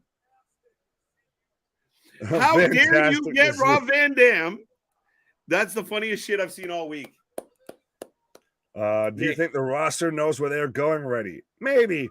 I would like to have the shoot. Do you remember when they had the shoot reactions to where like Claudio cut that awful promo and just got very mad? Gunther, the Imperium. Oh, they made RVD read Ludwig Kaiser and Fabiano Broccoli. And That's his test. That's his sobriety test. That's it. That's your pee in the cup. Is Rob, go out there and say all these names. Say these words. You're telling me that it's not a rib of saying, Rob, you go out there and you read Ludwig Kaiser, Nick, Giovanni Vinci. Edge to SmackDown. Edge to smack it down. Hey, I got one on the board. No Gunther versus Roman. Not yet. Undertaker Storm Out Classic. Yes, 100%. Oh, shit. Edge is on SmackDown now. Nikita Lyons was in NXT shot. Why? Matt Riddle goes to Raw. Yeah, again, like I said, if you got to have the Matt Riddle RVD. Yeah, it's the how high it's Method Man and Red Man of Got Blunt, Got Weed. Are you holding? Right. Matt Riddle. Juice, bro. Yes, bro. See, this is where the draft gets wonky to me because there's other people. We'll see, though. Theory adding to SmackDown, says Excalibur. Well, that's pretty much, this is halfway playing out because I have Street Profits, you had Imperium, I had Edge, but granted, I also had Riddle. So again, 3 out of the 4 on SmackDown. SmackDown. Okay, you go there. Yeah, Bianca and Ford together. As I do have the Street Profits coming out right now. And we're getting the updated draft board, folks, as I switch Rudy us here. So we're over our respectives. Now, could you be predicting something here of, with her being under the Monday Night Raw side and everything? I feel a little bit. With what? Rhea under the Monday. She's more the Raw side. So that's what I'm saying. Could you be predicting something here? I might be. I mean, I'm shocked that you haven't drafted her yet. Is she not in this pool? Maybe that's why I'm surprised. That might be the thing. Is she on the Monday pool? Actually, I will do that real quick if you want to run through the most recent draft picks. So now, if you want to run through each side's rosters, I'll double check. Folks, as Nick's checking that, we've had an interesting draft so far. Of course, Roman, Solo, and Paul go to SmackDown. Belair and the Street Profits, so we see the connection there. Edge to SmackDown in the 4th round, or the 4th pick, seems high for me, but we'll get into that. Cody Rhodes, Becky Lynch, Imperium, which, they kind of did what I did, went Imperium early, get Gunther under your belt, and Riddle. Well, and you took the IC title as well, so you took the IC division. But yes, so Rhea is in, Monday Night Raw's show's pool. That's why. He's not in this pool, so that's why she hasn't been drafted yet. Yeah. So you could still be predicting something. Very much so. But see, that's where I'm like, fuck, this whole draft, you can draft anybody's available, but only pick these people tonight. Fuck off. Yeah, well, yeah. That's lame as shit. Do we get John Cena? Do we get John Cena tonight? We can't see him. Yeah, he's already been picked. You can't see him on the board. You can't see him in the graphics. He's there. He's omnipresent, is John Cena. Omnipresent. They always keep married couples together. We can expect Seth on Raw as well. That's aggressive to say. I think that's the way they should do it. Put more prestigious titles on Raw, the flagship show, and the secondary belts on SmackDown. Only thing, Roman and Bloodline drafted SmackDown. So you would say, Big Dog, you're saying the IC belt's more prestigious right now than the US title? I think they were just going to switch them to freshen them up. Oh, the O'Shea brothers here to take on the Street Profits. Interesting booking. Sonic Boom. Yes, we the ones. Did I delete the 2-man? All right. 1 second. I don't know. They got to do it, Nick. They got to get to the chopper. They got to do it. I like how people now, people in the pod are just out here of poke the bear, just do the thing. Right? Pull the string. Yeah. There's a snake in my boots. Yeah, do it. You need to get to the chopper. Yeah, you need to. We got Braun Strowman and we got the O'Shea brothers. Yeah. Oh, that's a 1-man. Let me go back to this for a second. My bad. There you go. What happened to the 2-man? I no touch a thing. Theory to SmackDown. Then that's what I assume. Nikki Bella already pause accusations. Oh, there it is. Brock Lesnar on Raw. Well, I think Brock Lesnar's in. Is he in this pool or the next pool? It's so. I hate that I have to do this because that's the thing. Is because like if I tried to read off the names for this, There's a lot. It's literally like 20 plus, and then you just have the select NXT superstars. So then you just have the catch-all on the back end. Do you know what? I'd be even okay if they said Brock is in Monday as well. Yeah. So again, you've got a spoiler alert one, and especially when he's going into a match with Cody at Backlash. I think maybe that might happen. What if Brock's the first champion? Now, does that validate it more? Or does that get more groans from the IWC? Oh, it's gonna get groans like a motherfucker, especially you know Brock is pretty much Brock. Yeah, back as champion. Of course, that's the only thing WWE can do. Everybody's going to be going with that.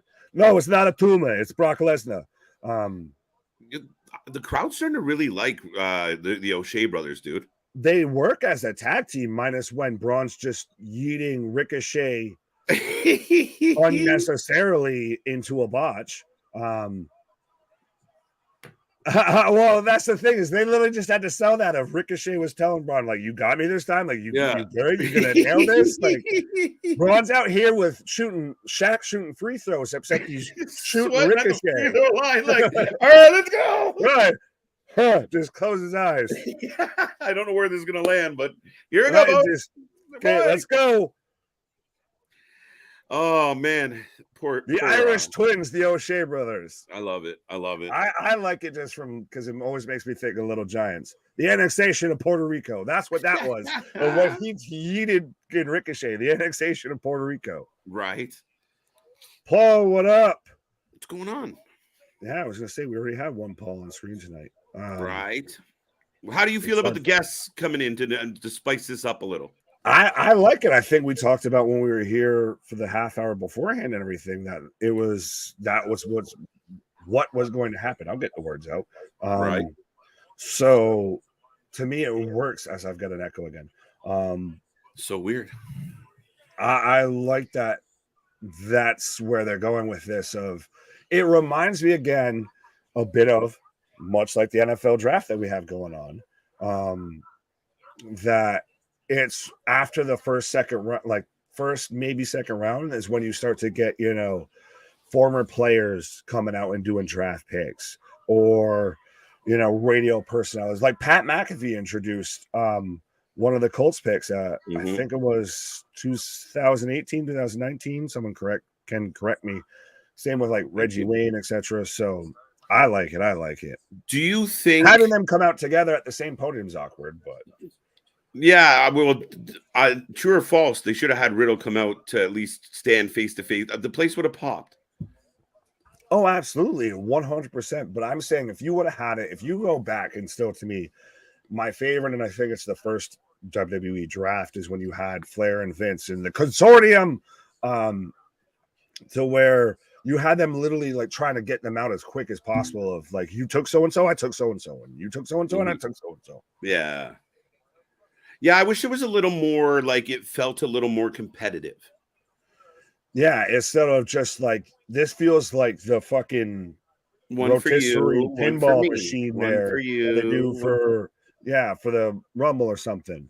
Yeah, a little like I agree with what you're saying. A little more urgency, a little more intensity, a little less bingo machine, right? Love it. NFL draft just promoted XFL championship games. Well, they are on the same network, so you can thank Dwayne for that. Fair enough. Well, trust me, I think Will Levis might be getting some calls from the Commanders there and everything after that man slid out of the first round, but that's neither here nor there. Theory will definitely be drafted next, I think, in the next batch. That's another question is, do we like that it's a batch of picks versus 1-1, 1-1? Yeah, I don't mind them going back and forth a couple times just because there's only two, right? Like, I mean, you and I even talked about it of like, you kind of got to keep a pace to it. So because they're coming out in increments, if they did one at a time, it would be kind of, yeah, I'm okay with it. I'm okay with that for Now programming. here's a side question though, as I've got Dawkins. Oh yeah. This is a triple threat actually. Yeah, So did we notice this was a triple threat? We've got the Wwe versus the Street Profits versus the O'Shea brothers. So let us know who you're taking to this match right now. And they're finally doing it right. There's one member from each team in the ring.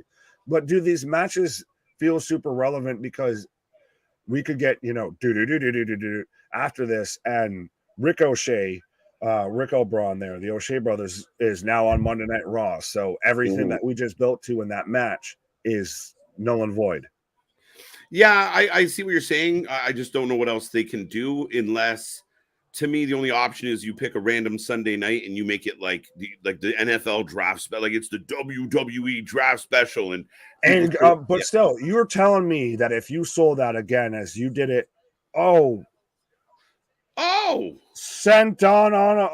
to the outside. Senton. You're sorry, Swanton. There we go. No, I was just like, I just got a hurricane. I just got the replay. Okay. If they did it like you said, like the NFL draft, if they did it an hour premium live event or so, yeah, and they would cut back to actual wrestlers' reactions, you'd have to talk about it on the fly. You'd have so and so as a correspondent there, Susie Carmichael out there, talking to him, after you just got selected to this, and they can talk about whether they like being on the show, whether they hate that, or I'm at least away from this, that works. That's, to me, better than being muddied into a weekly show. Yeah, I like that idea. I think if you want to make it be grandiose and make people kind of stop shitting on it so much for being kind of fluffy, I mean, dude, like, to me, sometimes they hurt themselves. If they would have not said anything about the pools, they know they're going to draft within these pools. Yeah, don't let that leak out. Don't tell us. But then again, do you not have to? Because then you're going to have us like we even did with this. So why is it Rhea Ripley picked? Why did you took the Street Profits over Brock Lesnar? What? Shit like that. That's where you get into that. But I think then you just either draft the best people in the right order, or if you do it as one show, you don't have to worry about it. Yeah, like if you're just doing it in that special show, then you don't have to stress about it, right? Like it's just. And then your post fight or whatever is supplemental, or you do this, and then afterwards is all the supplementals, etc. Right. Like Dawkins just. By the way, who you picking? Cronus the Stromanis. And Ricochet. I don't know if you're before or behind me right now. What are you watching? I right now have Ricochet just crotch dropping Dawkins, and now with a step up in Zaguri. I just got a spine buster, and my pick to win the Street Profits. I don't even know if I gave a pick or even if we took anybody's picks, but I've got a roll through 630. Rick O'Shea takes the 1, 2, 3, folks, and loses. Light years ahead of me. That's crazy. We were almost. I just got a spine buster, and now I've got 4 with a frog splash like no one. That flip over the top rope was fucking reckless. He just said, would you like some nuts? Pause. How do you like these nuts? Right in the face. Holy shit, coming at you hot. So fresh, steamy. Sorry. No, what was good is this the Street Profits came prepared with their blue and white outfits to begin with. So right. Well, that I think answers the do they know beforehand? LWO for the win. But hey, truth is truth, Larry. Why? Do you remember when the wrestlers did not know it was legit shoot reactions? We've been there. That's what I like. That's what you're saying. Best moment in WWE draft history is Taker throwing a fucking temper tantrum of like, you're fucking shitting me. Right? Oh, like when the Dudleys got broke up. Ricochet with the mulligan round. Yes. Ricochet so crazy, would love to see him mix it up with the Lucha Bros. Yes. Lucha. That's all we need now. If the WWE could get their hands on Will Ospreay and stop insulting him, we'd be fucking thrilled. Ooh, that's a spicy fucking meatball. Yeah. As I'm getting a replay, I don't know if you are, of setting up with the fallout from Damian Priest and Bad Bunny. Fair enough. So KJ is going to take a nice little pause for the cause here right now, as I'm getting a replay right now, setting up the match in Puerto Rico for Backlash between Damian Priest and Bad Bunny. I'm surprised it's a solo match. I know it's a street fight, but I thought it was going to be like a tag team or a 6-man tag or something like that. But how are you guys feeling so far with the WWE draft? Do you like that it's got the pools? Do you like that we've got this kind of guest host situation, that we've got you get a package of picks rather than a one-off of, say before and after every match we had a draft pick? Let me know what you're thinking so far of, is this living up to the hype? Is this, because to me this was the most hyped up WWE weekly show since the night after WrestleMania, which, as we all know, went over like a turd in a punch bowl. Why do we do the draft and not milk every bit of drama out of it with some promos? Well, see, money, that goes back to it, like I said, if they did it to where if you made it a premium live event and you knew what you were getting into, if it was going to be promos and that's all it was going to be, you weren't getting in the ring stuff and all of that, because that's where we're deciding who's going who.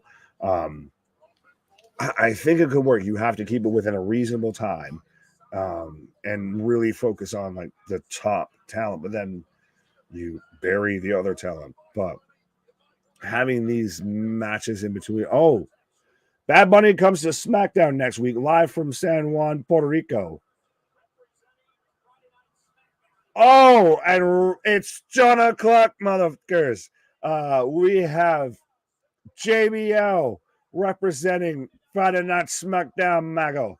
And why do we have Teddy representing Monday Night Raw? Why couldn't you have done it, either flipped it or had Teddy come out afterwards? Like, are we literally almost to the bottom of the? Are these the last picks here?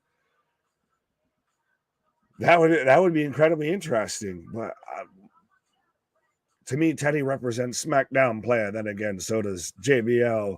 With it's Friday Night Michael. I love the WWE draft, and I'm enjoying the NFL draft as well. Fair enough, Damien. I've tried to keep an eye on it. I watched the first round. I saw my Buffalo Bills picked up the best tight end in the draft. Granted, interested to see where we're going to have him fit in, but we're giving Josh Allen another weapon. But Mark, that would be classic. Carlito will come to help Bad Bunny. Yes, because he spits in the face of people who don't want to be cool. But if you want to be cool, folks, hit that subscribe button, hit that bell notification. Tell anybody and everybody you know about us. Of just barely over a year old, doing nothing but growing. We already sat there and did our mock draft, and it feels funny because I feel like a lot of the picks that we called in our mock draft are kind of the top picks, at least when it comes to so far with Friday Night SmackDown. But 100% we do this for anything and everything when it comes to pro wrestling. So if you have not done so already, be a friend, tell a friend. I appreciate everybody that is here right now, everybody that's been here for a hot minute. But we just keep growing. Big things popping, little things stopping up, or something. Season never sleeps. But mega tag team match, Teddy. Yeah. Does he announce the main event of, now hold on, player. Now we got ourselves a tag team match.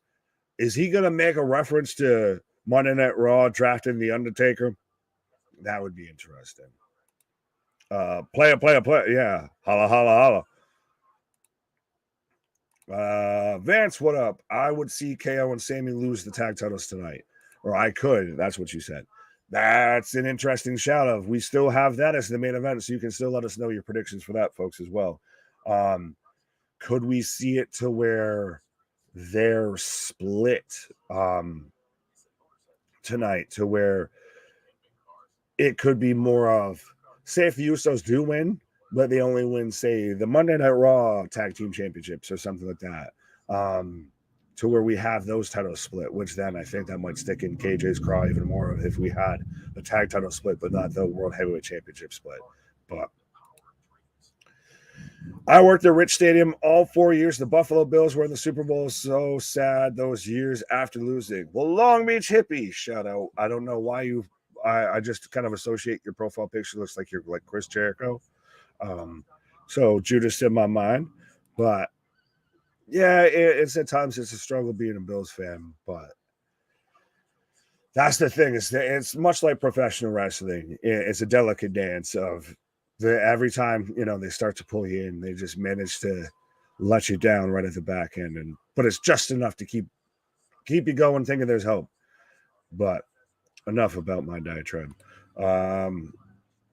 We still have Selena Vega and Sonya Deville still to come. Fair enough, as we are actually now just reaching the top of the hour right now. So it's going to be interesting to see how we come out of the top of the hour on SmackDown, because I forgot we went about a half hour early here. So I'm like, oh, wow, this show is moving along quick. No, we're just through only an hour so far, and we've already had 8 picks across the board. So I guess that goes my whole theory to where I had heard that they were only doing 8 picks across the board, because coming up right now, we got some new draft picks. I got JBL. It's John O'Clock, motherfuckers. And if you get the joke, we can be friends. But I've got JBL coming out. And how you doing, Mago? What's up? I got Teddy. You got a teddy bear? It's the Mac militant. I got Teddy coming up right now. Holla. Now, see, do you not think that both of these guys, when you see them, you think SmackDown? Both. The longest reigning SmackDown champion ever, and the most noteworthy SmackDown. Oh! Bobby Lashley goes to why? Bobby Lashley goes to SmackDown. They have the Raw background up, though. For what? Right now, behind JBL, they have the Raw background up, as I just saw. Oops. It's SmackDown. Whoopsie. As Bobby Lashley has been drafted to Holy shit! SmackDown. Holy shit! You guys thought he quit? No, not today. What? The Scottish Psychopath goes to Raw officially. Yeah, and everybody that thought, he blacked out everything of Drew McIntyre's All Elite. Hold that. He's all Raw. Ooh, baby, I like it raw. Ooh, baby, I like it raw. Yeah, baby, I like it raw. Oh, I just sang through who that was. Mm-hmm. No, you're the fine. OC. Speaking of people we haven't seen in a while. I was going to say, that's why you got me behind here. The entire OC, including Mission, go to SmackDown. Well, it fits with Mission because she got the blue hair and everything like that. Baron Corbin got a jump GBL for the Ultimate Burial a few weeks ago. Yes. Mug him in the back. When the Miz gets drafted. That's what it is. What it's like JBL with the neck brace with the cowboy hat on. When you hee-haw and hoe down. But so SmackDown so far has done like what you did of just draft factions. And we drafted the Bloodline. We've drafted the OC and the Miz to Monday Night Raw. The Miz stays on Mondays. Whoop, fucking whoop. How is he drafted before 85 other people? The pools. Fucking nonsense. Even in the pool, he's one of the shittier ones. Touche. But Monday Night Raw is now Monday Night Karaoke. You've got Selena. Awesome. You've got Whoa. And you've got Becky's song there with Oh. I did terrible at karaoke. Just going to remind the folks at home, Nick, where we're at with this wonderful draft tonight. That's what we're looking. Zelina out here with a headdress that's bigger than she is. She catch a breeze, we're gonna lose her. Right. Didn't kite. So we've got Sonya versus Zelina. I'm taking Sonya because I get that we're getting Zelina versus Rhea at Backlash, but no disrespect. I want to see Sonya get a push. I think Sonya's super talented. You muted yourself. So I'll keep talking. I did mute myself. Know how I know you're 100% wrong? Because she had to stand there through all of that with no entrance. She had the jobber entrance. I get that. I'm just personal. I'm going with my heart here. But yeah, Zelina's going to steal a win. She's gearing up for a title match. They got to make her look like she can maybe beat Rhea. Right, up until she jobs for Rhea. Me and still OC. That's news. Yeah, the fact that OC is still together. Yeah. Heel Drew coming to Raw, says Vance. Yeah. Zelina Vega for the win. OC and Edge on the same brand. Why? Interesting. Theory a joke to them. But is Theory in this pool? That's the thing. We have to remember the pools. That's again, that goes back to what you keep bringing up, though. It's a system you hate, but you have to work within it. Because you spend the whole night. Dude, you're only drafting 10 people. So if you showed up on Monday and the 10th pick was Bobby Lashley or the 10th pick was The Miz, would it change anything? Not really. People are still going to show up for Raw. Like, what the fuck? You're dumbing down the product. It's having no faith in Monday Night Raw, I feel, because Theory's in Monday Night Raw's pool. So Theory's not in this pool. Rhea's not in this pool. Brock's not in this pool. Yeah, it's bullshit. Right, but it's funny, though, too. We've got Chelsea Green outside. Yeah, causing trouble. We've got the complaint department here with the green bucket hat to counter Jake Hager's purple bucket hat. And and I don't want to say embezzled, embroidered. It's not embroidered. It's bedazzled. Bedazzled. The vitamins got there. But yeah, it's so interesting that. Well, and SmackDown's the one that is only got 2 hours, but it's technically drafted the most people. Yeah, they're up by. Oh no, a lot, because you just essentially you had one draft Drew, and then you had the other one draft 4 people. Yeah, but the other one drafted 3 people in the opening pick, and then 3 people in the third pick. So they're up by 2.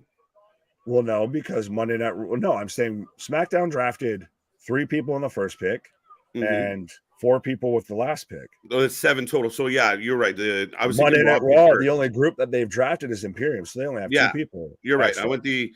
I said the same thing backwards. Right. Cool bean wrestling friends. Yeah. She likes that hat.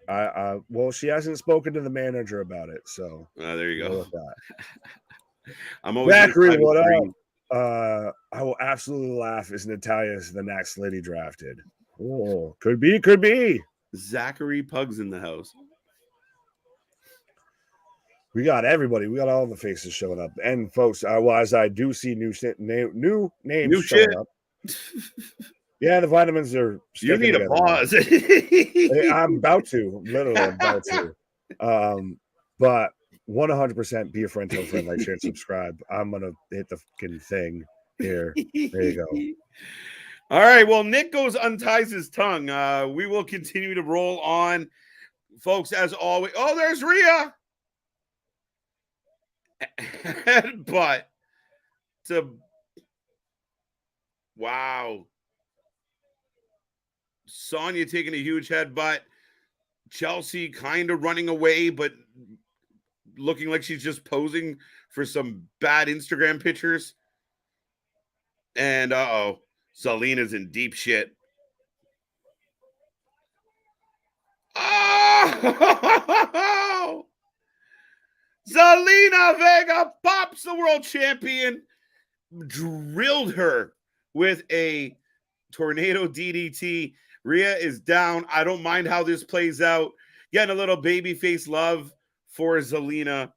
It's definitely a Danielle verse.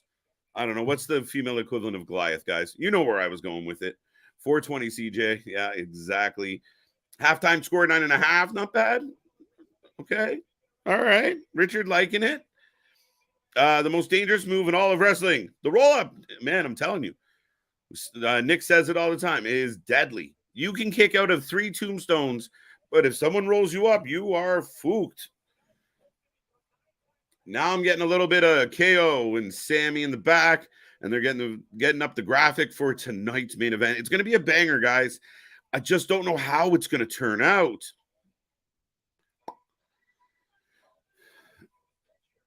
The guy who has a specific channel for you. I like it. I like it. That's kind of like us. I can relate. So thank you, thank you, thank you. They surprised roll up. There are more roll ups than a fucking elementary school cafeteria, folks. They're everywhere. It's their way of getting out of everything. To me, it's I call it all the time. It's chicken shit booking. We don't want to make anyone look bad, so we'll just roll them up because you don't look bad when you get rolled up all the time. Ask Karrion Kross how roll ups do for your career. Huge counter, cheap pop. I completely agree. They did it well. Rhea came out, laid out Sonya, looked like a complete badass because she is. And, you heard me. Oh, shit, Zelina's dead. Not tonight.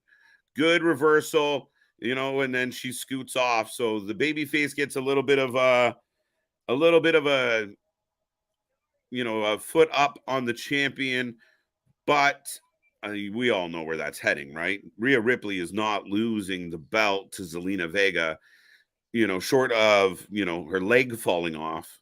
I don't think anybody's picking Zelina on this one. Okay, I hate to say it, but I have a prediction. Uh-oh, big dog. Usos drafted to Raw, lose the match tonight, and Paul announces their disownment from the Bloodline. Sorry, gotta call it. Too simple for me, big dog. Too simple for me. I worry that doing something like that doesn't get to the conclusion we need. If you've been invested in the Bloodline story for as long as we all have, I think you owe the fans a little more than that. I think that they get drafted to the same show. I'm guessing they're on the Monday pool.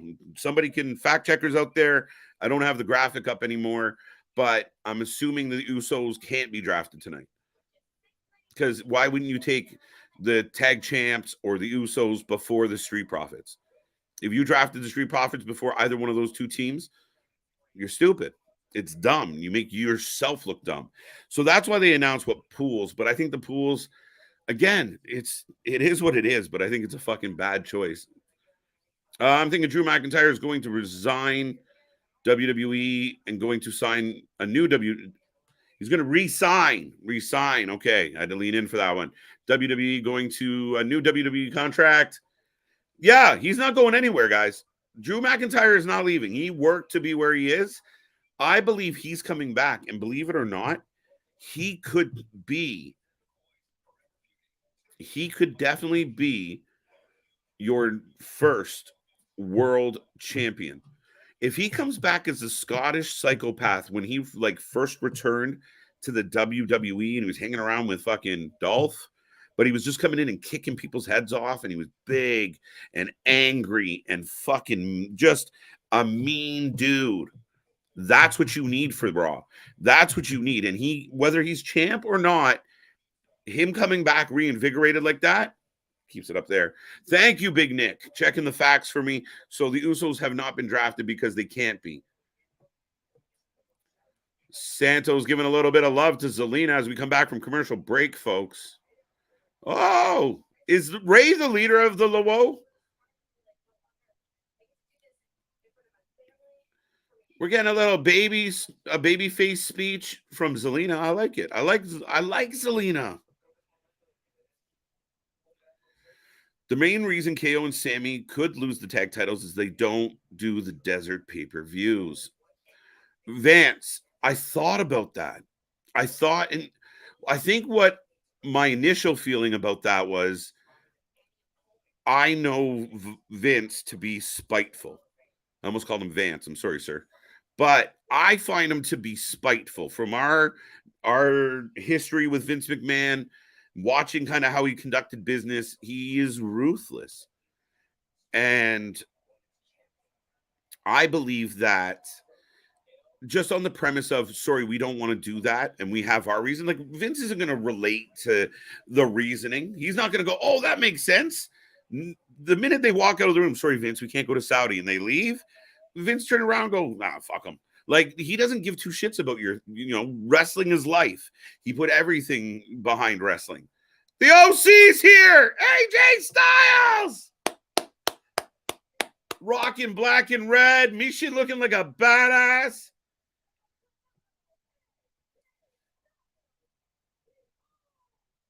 The original club in the house. AJ. We talked about it.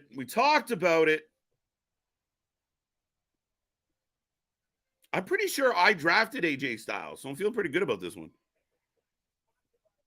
Then again, I thought I drafted LA Knight. I think I did. I can't remember. Fucking hilarious. All right. So we're getting a little graphic for the sponsorship. I will take a second to remind everybody who's watching, happy Friday. I hope everyone out there is doing well. If you're new here, we do this for all the shows. We take a prediction for all the matches. We take a rating out of 10 at the end of every show. We want to see what the fans think. We want to see what the trends are. We want to see what the vibe out there is. So don't be shy. Say hi. If you don't want to say hi, drop an emoji. Do whatever you got to do. But this is the channel for fans, by fans, and it just keeps getting bigger. It just keeps growing faster. And right now, the crowd is on their feet as AJ Styles has a microphone. And the OC is back, but before he can speak, we got music, and we got Raiders, and we got Valhalla right in the middle of my promo. All right, so the Viking Raiders, very familiar with the OC. So are we getting the Good Brothers versus the OC? The Good Brothers versus the Vikings? Luke Gallows turns and becomes a Viking. I'm just kidding.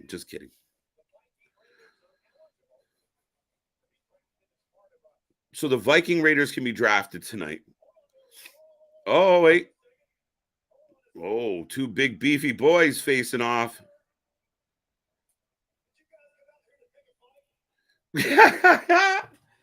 All right. If you're just tuning in, AJ Styles is back. There you go, big dog. Why doesn't that surprise me, big dog? Why doesn't that surprise me?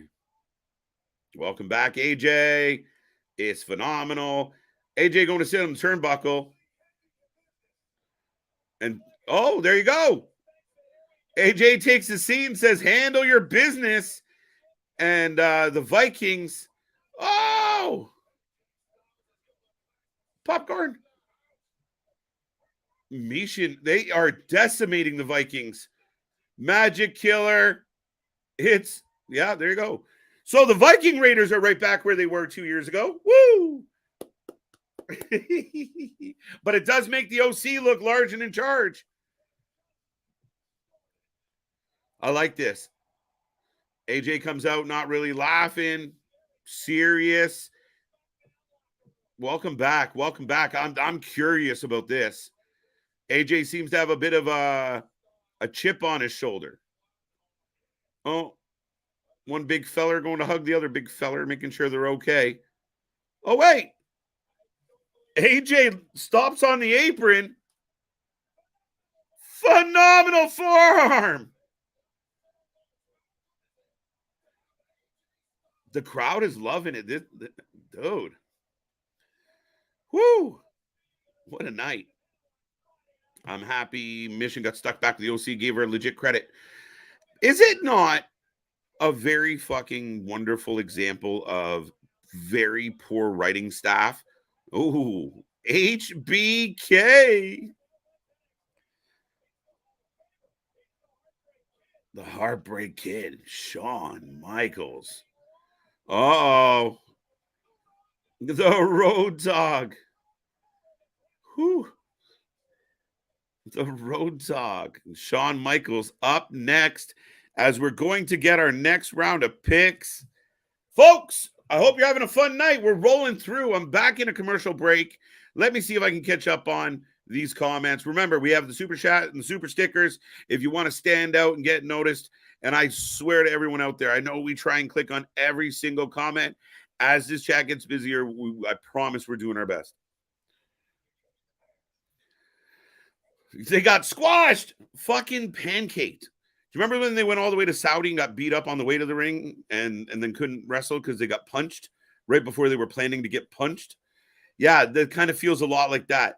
Now, granted, it did make the OC look badass and ready to go. Anybody disagree with that? Like, to me, that's exactly what you just accomplished. The Viking Raiders, love them or hate them, they felt like they were building them up. They just pancaked that real fucking quick. Bro. Time for some call-ups. Are you surprised we haven't had any yet? They keep showing the NXT Development Center, so I'm assuming, or the Performance Center, I'm assuming we're getting that at some point. Somebody. I mean, I probably might have stolen a big NXT name before the Street Profits, maybe. Maybe. Will almost get stuck between SmackDown and Raw because he's so big? No. I don't think he's going to get stuck. I think he'll end up on a squad, Larry. I think he'll go one way or the other. And then where do you go from there? I think he's going to, you got to find something for him to do. I mean, he's going to fight Rollins. Does he take another L? Or does he actually beat Rollins in Puerto Rico? I don't know how you swing that. A lot of people are suggesting or thinking Seth could be the first ever world champion. He can't lose to Omos. He needs the W. Dun, dun, dun. What else we got here, folks? Money said something. What did you say? Omos so big you can fit him on. Exactly what I said. See, Money, big show, bud. Great minds think alike on that one. Damien's loving it. Zoe Stark going to WWE SmackDown and Braun to WWE Raw. Possible. I could see it. I mean, I drafted Nikita Lyons and Carmelo Hayes. Look like NXT call up. Okay. Flapjack. True. There you go, Oos. I appreciate that, big dog. You ain't wrong. Maybe call ups on night 2. Yeah, I mean, I think we should get some surprises. Night 1 and night 2. If you're going to spread shit out, give us a little sprinkling. Omos to NXT. Yeah, Omos versus Axiom next Tuesday, Paul. Right? Omos against what? JD Drew. JD Drew. You know who I meant. JD McDonough. Why do everybody keep changing names? So we got Michaels. We got badass Billy Gunn. No, we don't. We got the Road Dogg Jesse James. That was muscle memory, folks. I instantly kicked into the routine. Shawn Michaels is in the house. They're chanting loud. Uh-oh. First pick.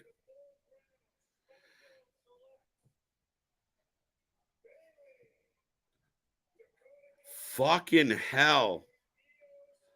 Damage Control as a unit goes to SmackDown.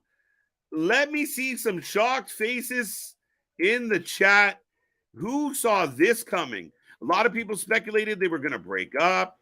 Why? Hey, buddy. Right. Well, that's the thing is we could still see them breaking up, and now we've got a women's division. That's the women's division we got. Why? Sorry, dude. Raw just made a nice pickup. I'm pretty happy with this 7 pick on Raw. Well, I kind of had to be here for Road Dogg because I'm out here, you know, ladies and gentlemen, boys and girls. Right? I got to be here for that. So I was trying to introduce Road Dogg and I jumped into the gimmick. Ladies and gentlemen, boys and girls, Shinsuke Nakamura. There you go. It feels though like it almost feels like if they were going in the order that we did. Like we've gotten a lot of our picks halfway right. Hawaii. The NXT Women's Champions are now a part of SmackDown. Great, or Sean, you're reading from the wrong prompter. You're supposed That's to look amazing. Here, not there. Isla Dawn and Kylan King are crying legit tears for sure as they just found out. Yes, they are because you didn't say one of their names right. I love it. Isla Dawn and Alba Fire, not Kylan King. This isn't Impact. Did I call her Kylan King? Yes, you did. See, I'm excited and high as shit, so that's how it came out. This man's got all of the gingers mixed up. Just shuffling the Irish. Here we You go. have red hair. I know who you are. And Kylan's not even Irish. Right. But again, much like I did with SmackDown, look at their women's division right now. Yo, NXT getting pillaged. Mike.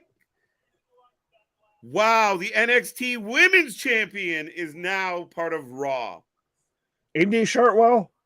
Indy Shirtwell legitimately just Shawn Michaels just threw the cards. He's pissed. They're pillaging. You have to sell that. She's out here in a boot. She's out here in a boot. You see She's her just gonna fucking go ankle? there and hang out with Index and Johnny Gargano. So we're just in the way on Monday Night Raw. We didn't talk about this. We were right the other night. She was shoot injured. Right. And like, did you see her ankle pop out? Oh, it's so funny to me because as much as we watch wrestling at times, like I don't remember much of NXT Spring Breaking. I literally was watching, shout out Big Ray and the Vets and their whole review of NXT and everything the day after, and I was like, I don't remember this happening. It was just the way that NXT seemed to be. Like I remember Braun Breaker putting Carmelo through the wall, that being middle of the show unnecessarily. And that's about it. Dude. Sorry, I got distracted by Isla. No, you're good. Hey, Carter. You frustrate me every time you say that. All these NXT call-ups. Wow. Yeah. Index. Yes, that's what we're getting. I told you we're just getting away. I completely bricked on Indy's name for about 30 seconds there. What is that lady's name? No, you're good. I was going to say it. We're getting away here. Yeah. Heave away.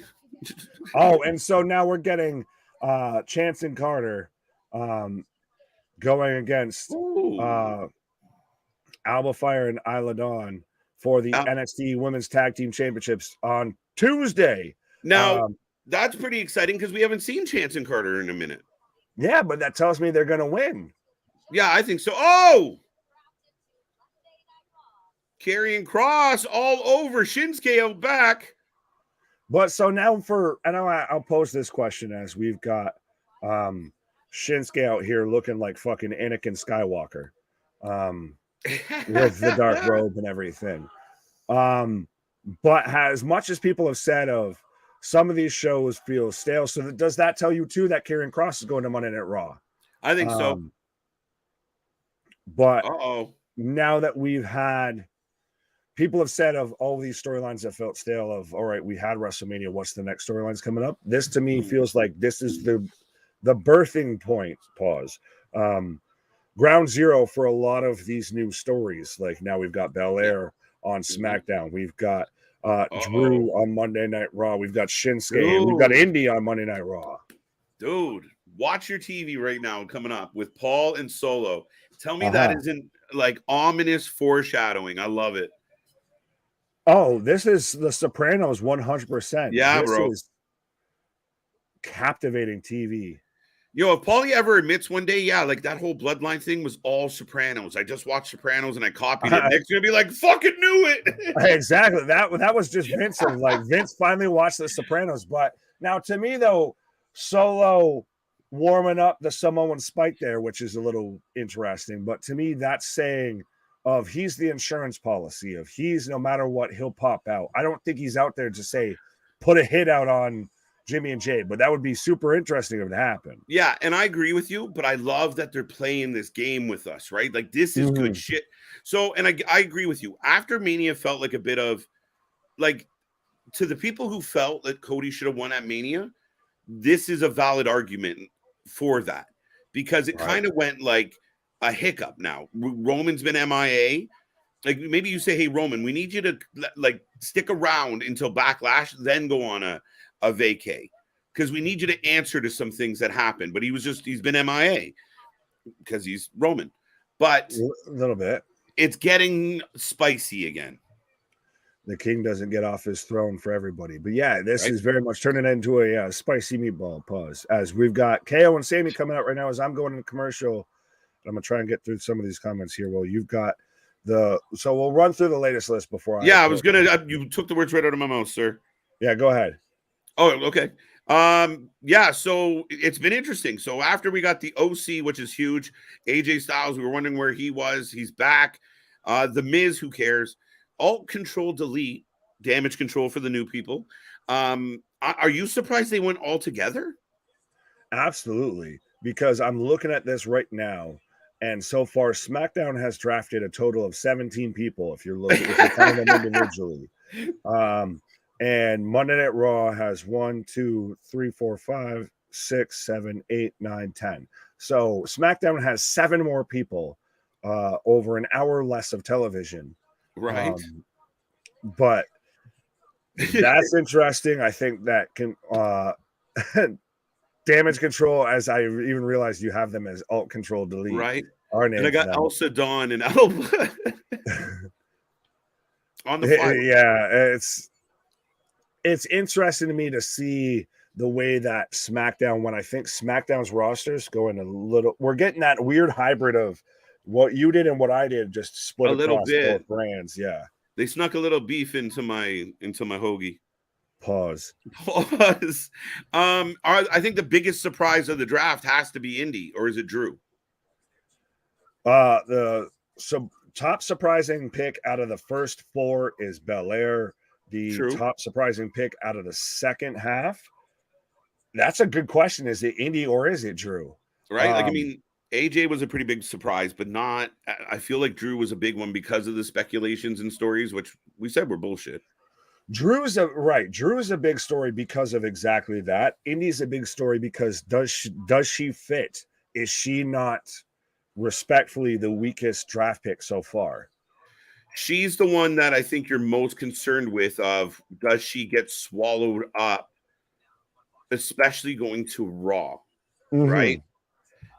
I don't know. Like she just became this kind of insecure baby face that's trying to find her way. I'm telling you. Well, speaking of trying to find her way, like I said, we've already so far, minus who gets drafted where, we've got Johnny Gargano. Yeah. We've got Candice. Technically, we've still got Austin Theory. We've got Dexy. We've got Indy now on Monday Night Raw. We've got the way on Monday Night Raw. Yeah. And this is why we're partners. Because, yeah, exactly. Right. Like that was it feels very possible that we try and revise that. I hated it on NXT. I don't know if I'm going to like it on Raw. That's fine. You probably will like it even less. But look at I'm so far, and here I'll run through some of these comments real quick as we are in commercial, because I was going to ask which roster so far, and I'll pull the audience. So which roster so far do you like better? If you had to pick a roster, that's how you're starting your show. Which one do you prefer? I'm like, at this moment, I'm leaning heavy towards SmackDown. Fair enough. There's some good components to Raw, though, but SmackDown, I mean, like you said, they got 17 people. Yeah, SmackDown's got a lot of storylines I feel like they can go with. Raw's got a lot of solo players here.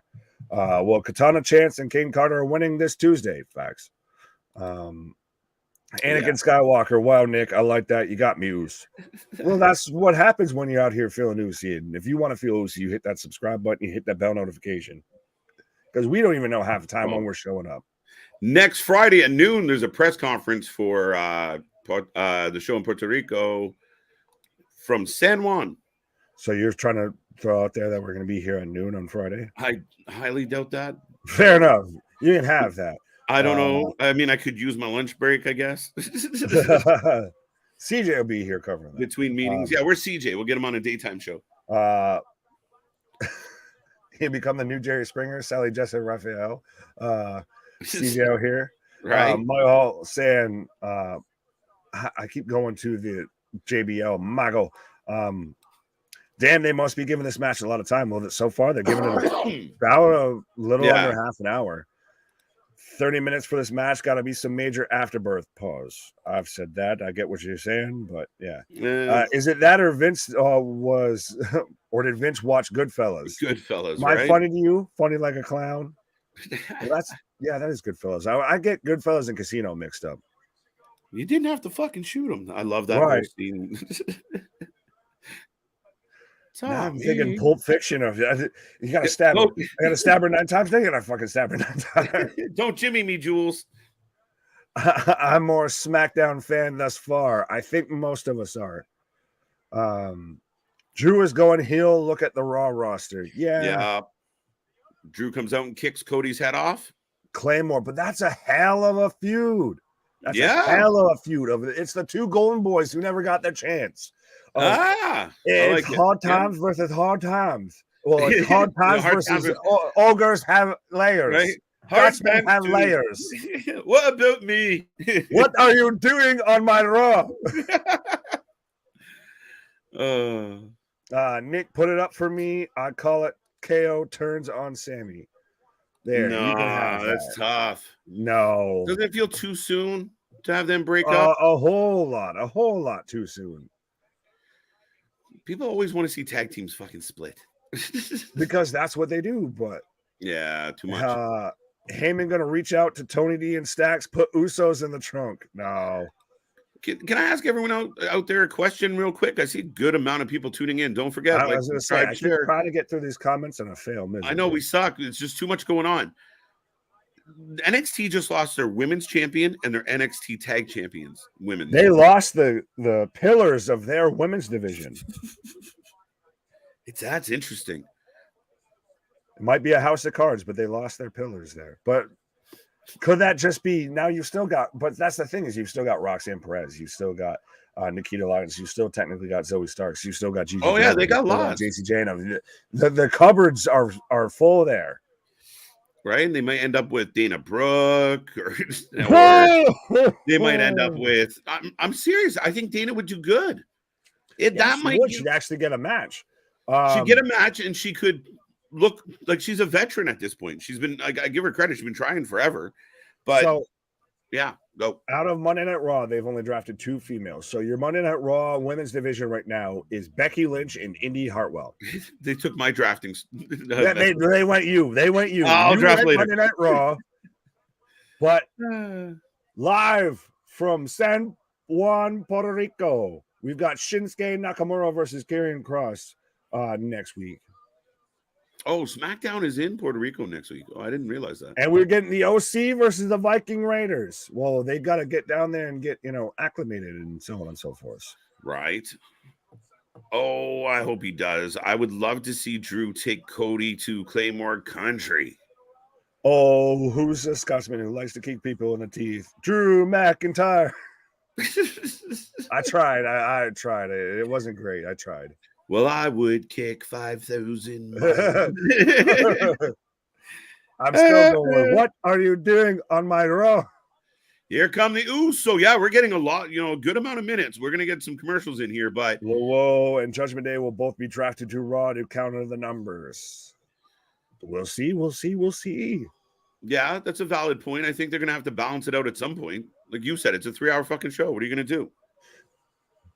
Actually build up people you don't have to have 27 people to throw at it. You just maybe have to have like 20 that you care about. SmackDown 17 people already. That's interesting. Yeah, dude, this does feel intense though. Like, Jay coming out. I'm pumped for this match. This feels like a really big fucking match. Like this feels like the one match anybody's paying attention to. This feels like again, like how we talked about of the draft being like a premium live event. If this is your one match, if you build around this is the only thing that matters tonight. Yeah, I mean, if you marquee this match and use it to help draw eyes to the draft or vice versa, I mean, this is going to be a banger. It was one of my favorite WrestleMania matches. Should this not be the match on Backlash instead of the 6-man? I thought so. I think that to me, you kind of usually start with like the bigger groups and whittle your way down to the actual competitors, right? Right. But yeah, it's a little bit of an interesting dynamic. Ooh. SmackDown Laydown tomorrow. I think I was just speaking out there of what I wanted to do, but SmackDown Lowdown tomorrow draft. They just announced on Peacock. He's got a funny glimpse into your romance life. Chaos. You made it worse, asshole. KO and Sami for the win. So time for NXT to have champs to drop the strap so they can focus on their call-ups. Well, we've talked about, does Carmelo Hayes get called up? Because that's the thing, is there's no, the main rosters in the pools, everybody else is just X amount of I'm still here. NXT call-ups. I know you are. Hachu. But so we could still see a Braun Breaker, we'd still see a Carmelo, we could still see a Von Wagner, Joe Gacy, a Cora Jade, whoever still getting called up to NXT or to either brand on any night, because they're not in the quote unquote pool. They're beyond pause. As already we've got the Usos singling off Kevin Owens. When Indy went to the back injured on Tuesday, reportedly they called an audible to put the strap on Tiffany Stratton, but called it back when she came back. Boo earns! Boo earns, I say to that. Boo earns. So right. Tiffany Stratton should be your NXT Women's Champion right now. Yeah, she might be sooner than later at this point now. It gave me a reason to turn into Raw. Yeah, that's true. She would have gotten drafted in the place of Indy. Two count, by the way. Well, I'm back on commercial. I just went to commercial. JD will go wherever Rhea goes. Not exactly. They go split. I don't think that's true. I agree with you, Nick. I think there's, and we talked about this, maybe it's time for, she's starting to get a lot of pops and Dom's getting a lot of fucking boosts. So him and Damian might work better.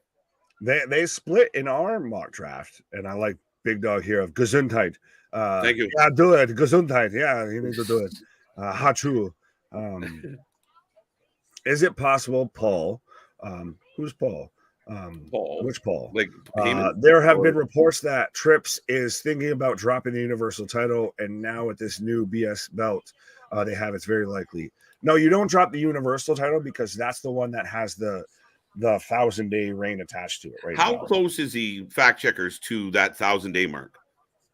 He will get that. It's landed perfectly. Of his 1,000 days is in Saudi, when they would quote unquote crown the new world heavyweight champion, is when he reaches 1,000 days. So that's when you could very much get a standoff of face to face. And that's where I think they could end up, just for the sake of visuals, and despite everyone with a fucking 2 brain cells clacking together, that they could get that stare down between Cody holding up one belt, and Roman holding up both belts. And that's where you end in Riyadh, Saudi Arabia, with all the fucking $8 million worth of pyro going off. Yeah, fair and that's enough. your visual to set up WrestleMania 40. That's not a bad shout. I mean, and there are still ways. I'm still really nervous at the idea of, like you said, I'm fearful that Cody wins this title and it doesn't go well for him. If Cody's the first one to have the belt, it's a layup, just like him being number 30 in the Royal Rumble. Yeah. And because of his history with Roman, that's why part of me is surprised they separated them, right? But, you know, there's Money in the Bank, there's Royal Rumbles, there's ways to get to each other. Or if you do, well, Small Mark saying Islanders Canes 1-0 at the end of the third. Fair enough. Nice. You didn't miss anything. I'm gonna get to that. But if you give Cody this world championship after he already had Roman, or after he had the Rumble at number 30, he's got the main event of WrestleMania. Cody Rhodes becomes what Roman Reigns was, not Woman Wayne's. Roman Reigns was a couple years ago, to where he's the babyface that gets handed everything on a silver platter. Yeah. And that's where you'll start to get people turning on him. You'll start to get the people sick of him, the boos, all of that. Kenny Omega versus Jon Moxley announced for May 10th in a steel cage. This is going to be interesting. Fair enough. Dude. They're going to put those two in a cage, and you know it's going to be heavily booked. Oh, how much blood? How much blood could a Moxley bleed if a Moxley could bleed blood? And he could bleed how blood. much wood could a woodchuck chuck? Right. Panthers, Bruins tied 3-3 halfway through the third. So 2 tight games. Panthers' lives are on the line. Wasn't the Universal, the Raw belts, Reigns had their SmackDown belt first? Yes, he did, but since he had it, he's had their SmackDown version for damn near 1,000 days because he took it So off when of that, so I see what Team. Excalibur. I got to check that actually. I'll check that. Because if that's correct, if he had the SmackDown belt first, that's the WWE title, and that's why they're going to dissolve the No, he Universal. had the Universal titles. What he wanted, he won it when the WWE, they switched titles of when the Fiend and Braun were fighting over the Universal and Raw had the WWE title. Because that's when it switched from being a red belt to a blue belt. It's the same belt, just different colorways. That's what it was. Because everybody went back to when Bray came back about Bray taking the belt off of Roman because Roman took the belt off of Bray. That's where that lineage started. Okay. I believe. Dun, dun, dun, dun. No, we got a match going on. Sammy's on fire, Nick. WWE's title was Raw's title. So see, big dogs agreeing with me. Sorry, what? Sammy's on fire all over Jay and Jimmy. KO down on the ground on the outside. The crowd's loud. I like it. Good end. There he goes. Where was it? See money out here saying type watch wrestling into the old Google machine. Yeah, but so now what you need to do is tell everybody and type in an old Google machine as Wrasslin 4, and then it'll just guide you to where you need to go. But KJ, if you were a casual fan and you watch both Dynamite and Rampage, which of the two females looks like a legitimate champion, Jade or Hayter? In my opinion, Jade looks like the champion. One of two. Good googly moogly. It's a good question, but I think it's both, Nick. Like, I mean, let me say this. Who looks more, so I'm not copping out, 100% Jade. And it's no knock to Hayter. Jade just looks I would say Hayter because of what she can actually do in the ring. But it's you said on look. She hits the 3 moves. Regardless, no. But that wasn't the question. The question is, if you tuned in and just on look, not wrestling skill. I hate that argument, though. It's not an argument. He was just asking. Oh, I know. I carry on. Carry on. Solo will get involved. SmackDown getting the good ones. Yeah, so far SmackDown's feel like won the draft here. Sunset flip powerbomb for a 2 count. Sami Zayn on Jey Uso. What? Yeah, what are I thought Finn won the red belt, which was universal at first. Two. He did, and then he had to vacate it because of his shoulder. Because remember, he took the buckle bomb from Seth and injured his shoulder mid-match. That he did Excalibur. Finn was the first Universal Champion beating Seth Rollins at SummerSlam for it. Yes. Yeah. Finn Balor did win. I was curious. We're breaking down the lineage. Why are we breaking down the lineage of this? There's no lineage for the other belt. Ray was SmackDown champ, lost it to Reigns in a triple threat, not pinned, and was sent to Raw a week later. No, he won the Universal Champion in 2022 or 2020, and he won the WWE title in 2022. Right. So Universal's the one that has the lineage. That's why. Well, it has a long. Keep the blue belt, give up the black belt, just make that the red belt. We just have the same belt, just in different colorways. But that's lame as shit to have the same belt in the same. It's lame. The belt that we have, the other belt we have now is lame as shit. I'm not saying one's better than the other. One's lame as shit. The other's lame as shit. Yeah. No, I think commercial again. Sorry. Yeah, I find that such a confusing situation. I really do. Like, no, it would have been better to give them someone else's hand-me-down than getting something new. I don't get it. I don't get why that's so question. So would you rather get a hand-me-down out front, or would you rather they wrap it up and give it to you and it's still a hand-me-down? It's not a hand-me-down. It's something new. I'm going to earn it. I'm about to earn it.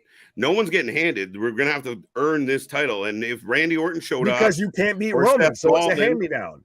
No, because this new belt is not connected to Roman. The other one is. You're strengthening my argument. Because the other belt is connected to Roman. It's then making you the here you go. It's a gift. This one, people are going to compete for it and earn this title and start. So Roman has 2 belts, And so rather than someone has to take one of those belts off of him, we're going to make a new title. Yes. And that's equal, if not, according to you, superior to the guy who has two belts that no one has taken the belts off of. Dude, because they're not, I don't know why this is such a struggle in the sense of they basically came up with a National League and an American League. So you're going to have an American League champion. You're going to have a National champion. When's the Super Bowl? Survivor Series, WrestleMania. We will get those. So then we just completely reset after that. Everybody just goes back. We can. They've done it before where they have those matches and we get bragging rights and shit. There are those opportunities, but I'm just telling you what their plan is. I don't know how they're going to execute it, but that's what they've done here. And if I was a wrestler, I wouldn't want one of the two Roman belts.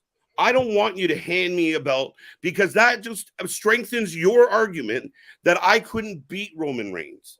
So I would rather get a new. So you don't want it because it strengthens my argument. I'm more of saying to me it should. I don't give a shit about a second championship. It should be a championship. You merge those. If I had it my way, there would be one champion. You have one championship and he floats. But Roman's not on the draft. Just playing the cards. I know, but if I had it my way, one champion. Right, and that's why we work, is because we can spar and then just dap it up and keep it moving. That's the thing. Like, I just don't understand how people think getting one of Roman's two big W's is better than a brand new fresh start. I don't get it. See, Small Mark's out here already just taking sides here. It seems like Nick is so focused on hosting the new title he won't agree to. If you have two world championships, you don't have a world champion. That's no. But SmackDown has one. This is where you're stuck. SmackDown has one champion. Raw has one champion. They're separate entities. Right, but they're not going to do it as two. So you want them to have two different pay-per-views and everything? We go back to that? Yes. There is a brand split happening. I can't give them shit for something they haven't done yet. I don't know. They could get this perfect. You're relying on a lot of hope. I'm going off of a lot of what they've been done. No, like I said, I can't give them in trouble for shit they haven't done yet. Right now, this is the direction they've gone in, but that's what they're doing. It's two separate titles. It's not 1A and 1B or 1 and 2. It is SmackDown, Raw. They're not even in the same. They're different leagues. AEW, WWE. It's like that. That's what they're selling us on. Now it's up to them to deliver. Yeah, you're on that hopium pack is what you want. But I've got KO going up to the top rope. We're going to agree to disagree. We're going to keep sparring it out on this. It's funny as hell. Oh, I dig it. Uh-oh. Yeah, with a 2 count. Dude. Oh. Dude, something's afoot. Small Mark, why are you telling me to get off stream here? What you trying to say about me here? Stop hosting it. You just want me gone? I've been released. I've been future endeavored.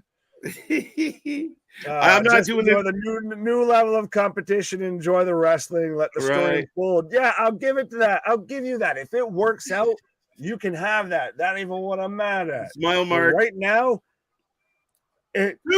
Oh! When did fucking Paul Heyman become the Slugworth of pro wrestling? He just shows up at any time, just saying, that was God so knows good. What into people, and it fucks them up. Right? That was the call. What does that mean? But Mark, just to make it clear, if I don't have this guy to argue with, I'm not here either. So he's got to stick around. We got to keep him around. I was gonna say, you can have that. I'll dip out. I'll take a pause for this. You can have that. You don't want me here. I don't want you here. I'm kidding. I love everybody that's here. I'm so confused. I don't know. Prune's got the gold. I worked myself into a shoot, brother. The Universal title was introduced on Raw. Yes, it was way back when. Why are we arguing so much about the lineage of this instead of not lineage? The chat is live tonight. We're live. The match is banging, though, guys. If you're watching right now, 2 go. Oh yeah, we still got 6 minutes, so we've got a halfway decent match. But this is the only match that's been worth a damn. But I didn't mind Usos for the win. Did we give a prediction? I'm picking Sami and KO with some hopium. You know what? I guess to turn the favor, the crowd favor in my side, I guess, or maybe make them hate me more. I will take the Usos just for the sake of being difficult, because that's what we do around here. Oh, Just shit. like to be difficult. Riddle's here. Riddle's here. Disqualification. No contester. No, Riddle all over Solo. So whatever that call was about, don't Wow. fucking I was matter gonna say, now. I've got Solo. Yeah, now you got Riddle. I'll get there. Now I got Riddle. There, okay, you got Riddle. So looking like he literally just walked out of a fucking frat party. came out of Man's got cheetah shorts on and a backwards flat brim hat, like cocked to the side. This is funny as shit. I am the machine is Matt Riddle. Yeah. Matt Van Wilder Riddle. Super kick. Count. Oh! That made me laugh. Fuck it. It's the WWE's fault. It's all the WWE's fault. Who hits a better super kick, the Usos or the Buckaroos? Usos. They kick like men. Accusations. And they can kick people over. Bro. I think we've lost full range of the comments here. KJ would still be here with. Oh, all right.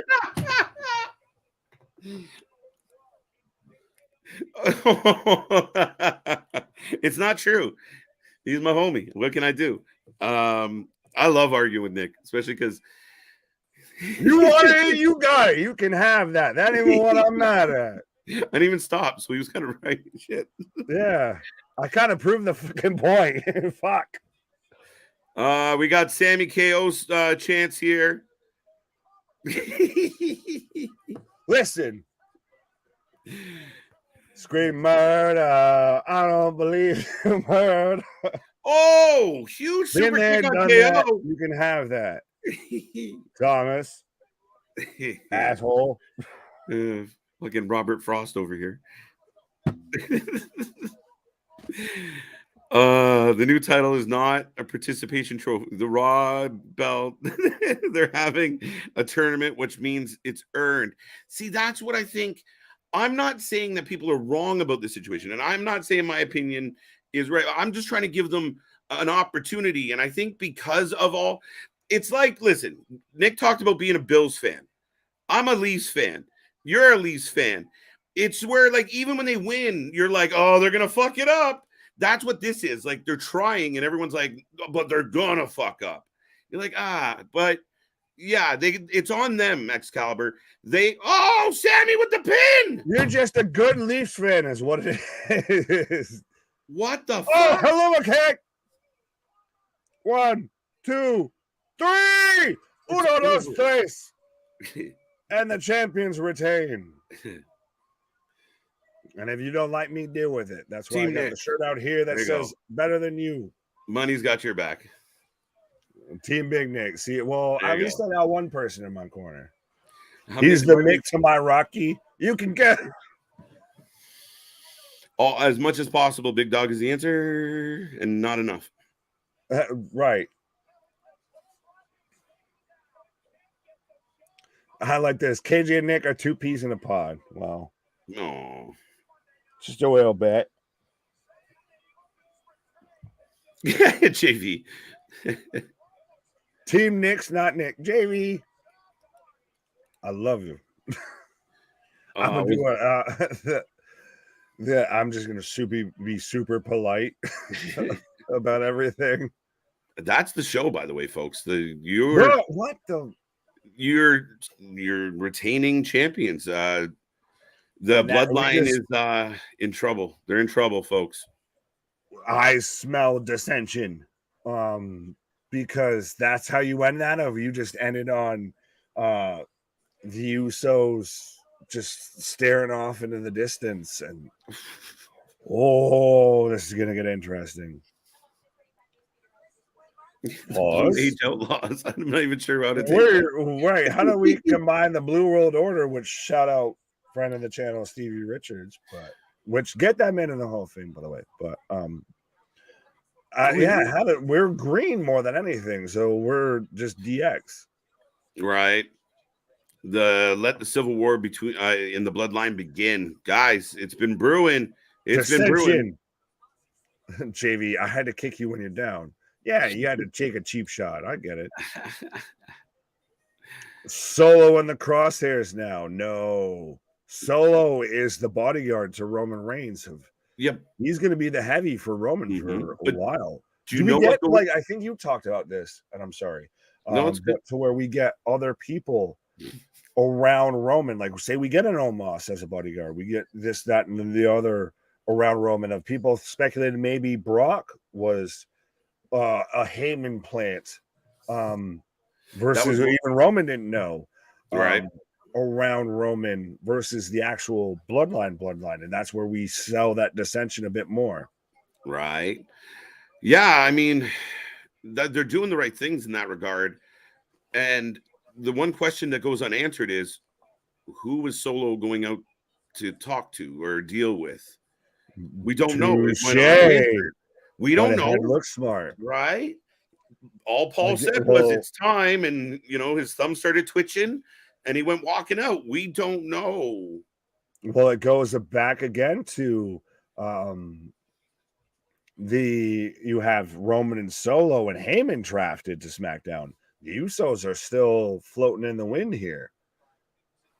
Yeah. Now, see, the disomen, is it a disomen, or are we going to kind of get that belittling, that, where they feel, suppressed, and then disrespected? That's where they've been. They've been out there shouting out the big dog. Right. Shouting out the tribal chief in every promo. And then now when they fail to deliver a second time, dissension. I'm confused. How was tonight's Solo night? I don't think it was Solo's night. He had a bad night at the end of the day. What did Solo do besides walk out? I mean, again, it's all breadcrumbs. It's all leaving the mystery. Like, we don't know, and they keep just hinting at the issues between Solo and the Usos, and where does he stand. There's a story to be told, so at least it's picking up. Roman has to show up at some point to acknowledge some of this, tribal chief. Well, I don't know. Does Heyman do it? Because, he's the wise man. But I will remind everybody that is Friday Night SmackDown. True. Rampage was already on earlier. You can have that. That ain't what I'm mad at. But let us know what you're taking for Friday Night SmackDown, the first night of the WWE draft. Did it live up to your expectations? Are you happy with who got picked, who didn't get picked, who you think won when it comes to the draft? Who has the best roster right now? Who was the last? What's up? I was having a brain. No, you're good. Brain cramp. Keyshawn, he's agreeing with you. If I'm confused how this was Solo's night, I think Roman is going to see it to that Jimmy and Jay are drafted to Raw and get them off his show, as he calls it. Oh, that scares me, though. To me, that's not a good payoff, though. It gives Roman a reason to show up on Raw, though. But they can't do that. They can't do that. I will be right here with you. But they will. No, they're not. They got to be steadfast with this choice. Are they the last pick of Monday Night Raw? That's valid. I like that. Literally make them sweat it out, make them concerned, all of that. You just bleed it out. You play that storyline out of they're the last pick to Friday Night SmackDown on Monday Night Raw. Yeah, I like that a lot, Nick. I think that's the way I would play it. I think you're onto something fucking spot on with that. Yeah, sometimes you point ahead and look smart. Right? You just drag it out. And like the whole night you have like Paul making little comments like, well, maybe a change of scenery would be good for some people. Yeah, you have Heyman sit there and just kind of do those double-edged kind of quips and everything. That would work perfectly. So did they stop at 8? There was no 9th and 10th pick. Did I miss it? I believe so. I'm looking at the list right now. They picked 8 each. Why wouldn't they go to 10 each? Well, that's what I talked about earlier. If I thought we were going to get more, but I heard that it was going to be 8 each, and then we're going to get the extra supplemental through the social medias. And then we're going to, but that's the thing though. Do you want to sit there and watch during the middle of the main event? Monday Night Raw has drafted Otis. Monday night or Friday Night SmackDown has drafted Mace and Mansour. Like, no, you can need have those. that. No, Yeah, I'm good. I'd rather watch the main event. Yeah, you're not wrong. You're not wrong. Like, I mean, this is the final one. My thing had 10 slots, bastards. Well, you got a few to spare. Right. So yeah, we will take You got your a few to spare ratings. and a few to share. Right. We will take your ratings, and this is it. You guys can let us know. How do you feel about night one of the draft? Well, so then here, you're on the left side. I'm on the right side, and I'm not saying you even got to pull it up. Of if you had to pull out of the last two, who would you draft? Dude, fuck the pools, fuck anything that they had of just who is available. Yeah, that's exactly what I was thinking. That's so funny. But yeah, who should go next? I mean, right now we got this wonky one, but if we're going back into that new pool, number 9 has to be Rhea Ripley and maybe Brock Lesnar. Oh, okay. So you just went 2 in a row for your show there. Oh, sorry, I didn't realize. I was thinking right. Rhea Ripley, I think I would take next. Well, no, now I can't say that because then I'm going to feel like I'm saying something that should be there that isn't. My bad.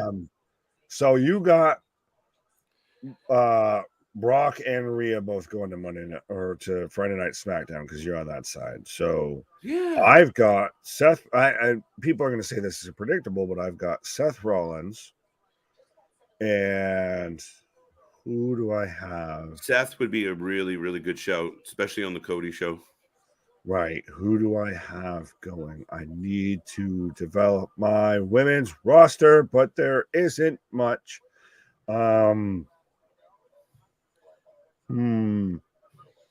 Okay. Charlotte Flair.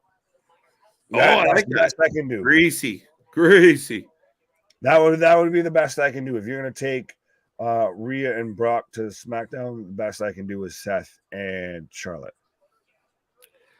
We get Charlotte and Becky again going at it. You granted, Charlotte would job out Indy of just, and who are you again? Right. So I picked Roman first, so you and I got that correct based on tonight. Yeah, then I sent that to you. Do you want to, if we I'm looking at the list right now. So, like, you got Cody. I didn't know if you wanted to pull it up if we can. I got it up. Okay. So those two are perfect. We nailed that. That was pretty obvious. Right. Then I picked Rhea, who didn't get picked tonight. I didn't really account for the pool system. And then you answered back with... Wait, no. No. I took KO and Sami. You took Rhea. Yeah, I was going to say, we'll do this so it feels more like who was on what side. Now the funny thing with that is KO and Sami did not get drafted tonight, so we don't know where that's at. Different pool. We didn't have pools. We just went with it. Right. I took Imperium number 3. I nailed that. Exact same spot. Or actually, you nailed the third spot actually, because we're backward. No, I got Imperium. We're good. Yeah. Losing my mind. Bloodline was next. You were close. That's where I took the rest of them because you took Roman. Yeah, and we didn't really expect it to be broke up this way. Mm-hmm. Quickly go through a couple more. Seth. I took Seth, then Dragunov, then AJ. So, AJ's kind of close. I think you got close with... You went on your B run. Brock, Becky, Bray, Bobby. Yeah, so I feel like there was a few of them, like the majority of who got picked, I had picked, but I feel like that's going to flip on Monday Night Raw. But I did take LA Knight, by the way. Fair enough. So wait, Cody got picked. Yep. Rhea, no Bloodline. Yeah, no. JV saying Cody, Riddle, Nakamura, Theory, Knight, Cross, Drew, and Gunther are your heavyweight division. Gunther for the first heavyweight champion. No, again, he gets saddled with it then being a consolation prize on his neck. Of you have to have someone who's been a world heavyweight champion before. I feel. Yeah, it's got to be somebody with a high level of prestige, and I'm adamant on the record. Cody Rhodes touching that belt is a fucking death sentence for Cody Rhodes. It's a heel turn for Cody Rhodes. It would have to be, I think, because they're going to turn on him whether he likes it or not. Right. Dale saying, I say Charlotte Flair on SmackDown. Keyshawn out here predicting Natalia. JB, no, KJ, get rid of Rollins. So tell it like LA Knight in theory can shine on the main event picture. Well, he didn't have. You arguing different points here. Even what I'm mad at. This SmackDown row looks like Family Feud answers. Right? Survey says potato salad. Grandma. How long till Gunther beats Honky Tonk's record? That's a good question. You should let us know, Excalibur. Yeah, I have no idea. Theory goes to SmackDown. I feel, especially if Raw's got the IC belt. Put that on. Like, what is happening? Are we ever going to get a resolution of the Rhea and Solo beef? No, because why do we need to? There is no beef. It's just it's a great visual that continues to build the hype of Rhea Ripley. It's not going any farther than that, guys. It's one of those. It's provocative. No one knows what it means, but it gets the people going. It was a really good bit in that whole promo, and that's all it needed to be. I'm excited to see Nakamura versus Karrion Kross next week on SmackDown. Going to be a banger. Fair enough. Well, you heard MJF talk about bangers of, is a fan's banger going to pay for your medical bills? Judgment Day and Rhea goes to Raw and Theory goes to SmackDown, says Richard. Yeah, Theory's going to SmackDown if I had to bet. Cody will get booed just like he was in AEW. It's just a matter of time. Yeah, but the difference is in WWE, he doesn't have people leaking bullshit to the dirt sheets. So keep that in mind. True. What do you think about Indy Hartwell going to Raw? Yeah, what do you think about that? Surprised. And I think she's Nakamura. Sorry. Yeah, I'm curious if she's going to get swallowed up. Will she end up in some type of way? She got drafted to be a part of the way, probably more in the way instead of out of the way. On the way. But I think she got drafted there because they don't know how to get out of her losing the NXT title without her getting jobbed out. So I think it was an easy out for them she just got drafted, so she has to vacate it, right? That's the only way I can think. That to me, in my rational brain, makes sense. Okay. She's there of even people who are on NXT who have not held a championship or who currently don't. Zoe Starks, Nikita Lyons, Roxanne Perez. There's half a dozen other people, and that's the thing is when it comes to these drafts you have to look at it of a mix of shoot and a mix of kayfabe.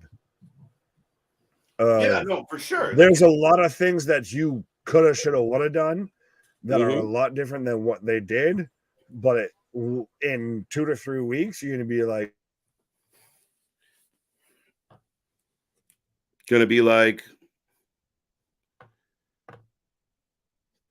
is it him or me? Folks, what just happened? Did we broke it in, or is it me? Do. You guys can hear me, right? Okay. I think I'm good. But yeah, folks, we're still rolling along here. I think Nick was in the middle of a point. Now we just been pulling a weekend at Bernie's. But anyway, keep the chat coming.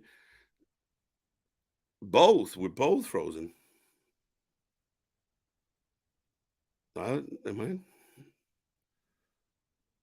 Okay. Am I frozen? It's him. All right. playing with my emotions. Let me do this. Give Nikki a break.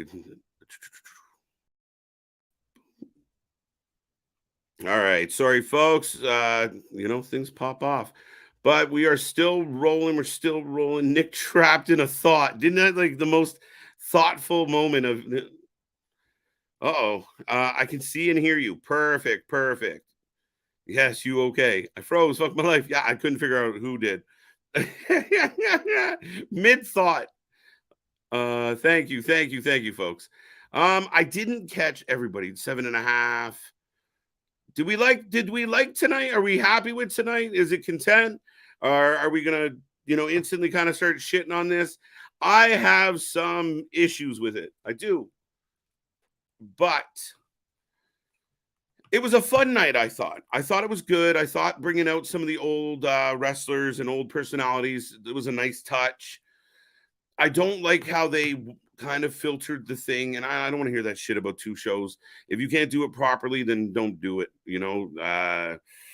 but I say Charlotte Flair to SmackDown. I could see that. Absolutely. Natalya, what about her?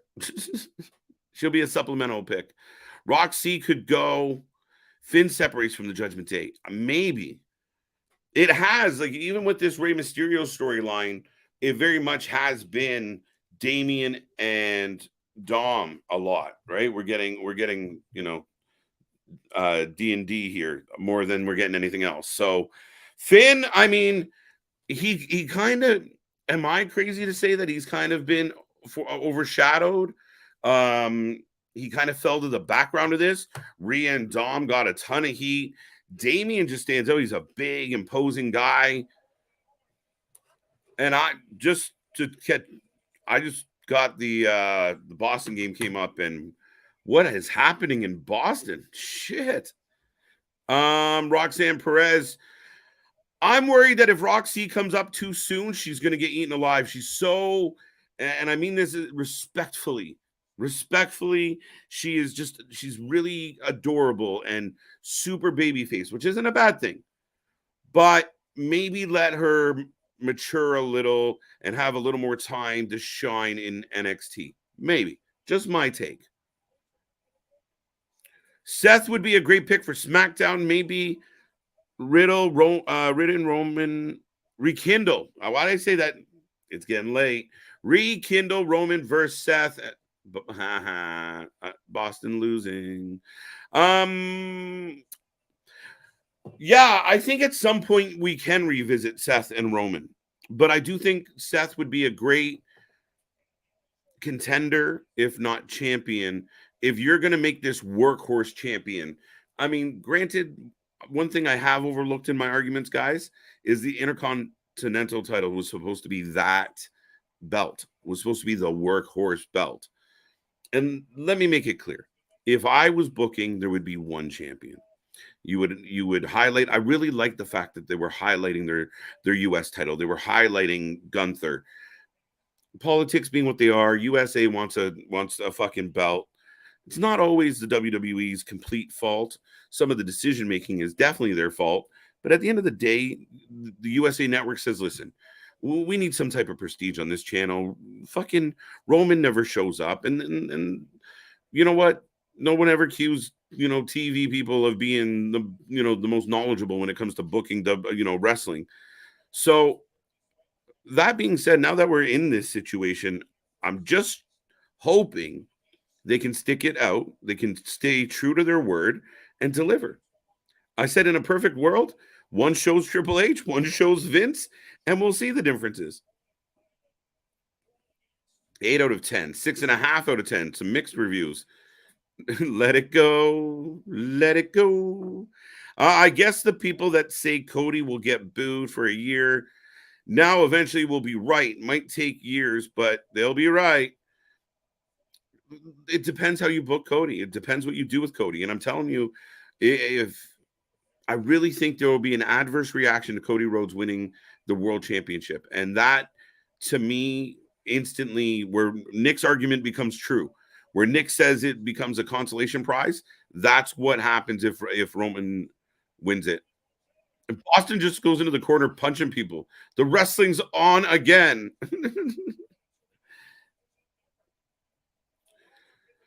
Someone on Raw could take it from Indy. Technically, yeah. Technically. That'll be interesting. Oh no, it's either Damian or Rhea who split with JD. I say Damian. Dom would be lost without Mommy. But he hasn't been hanging around with Mommy as much, guys. Like Big Dog, if you've watched the last couple weeks, they're kind of weaning us off it a little bit and a little bit and a little bit. And I feel like they were setting up some type of separation. And you remember after Mania, Finn Balor gets muffled, kind of murmurs. Damian Priest gets some boos. Rhea gets cheered loud. And then Dom gets booed like nobody else in the business. So I thought they were trying to divide them. Like a lot of the times we've seen the Judgment Day as of late, they've kind of been fragmented. Even Finn going out to the ring by himself. You think KO and Sami go to Raw? Good question. Yeah, I think so. I think if they're building the show, I think they're trying to build KO or Sami versus, in that kind of workhorse mentality against like a Seth or a Cody at the top of the Raw card. I think that works well.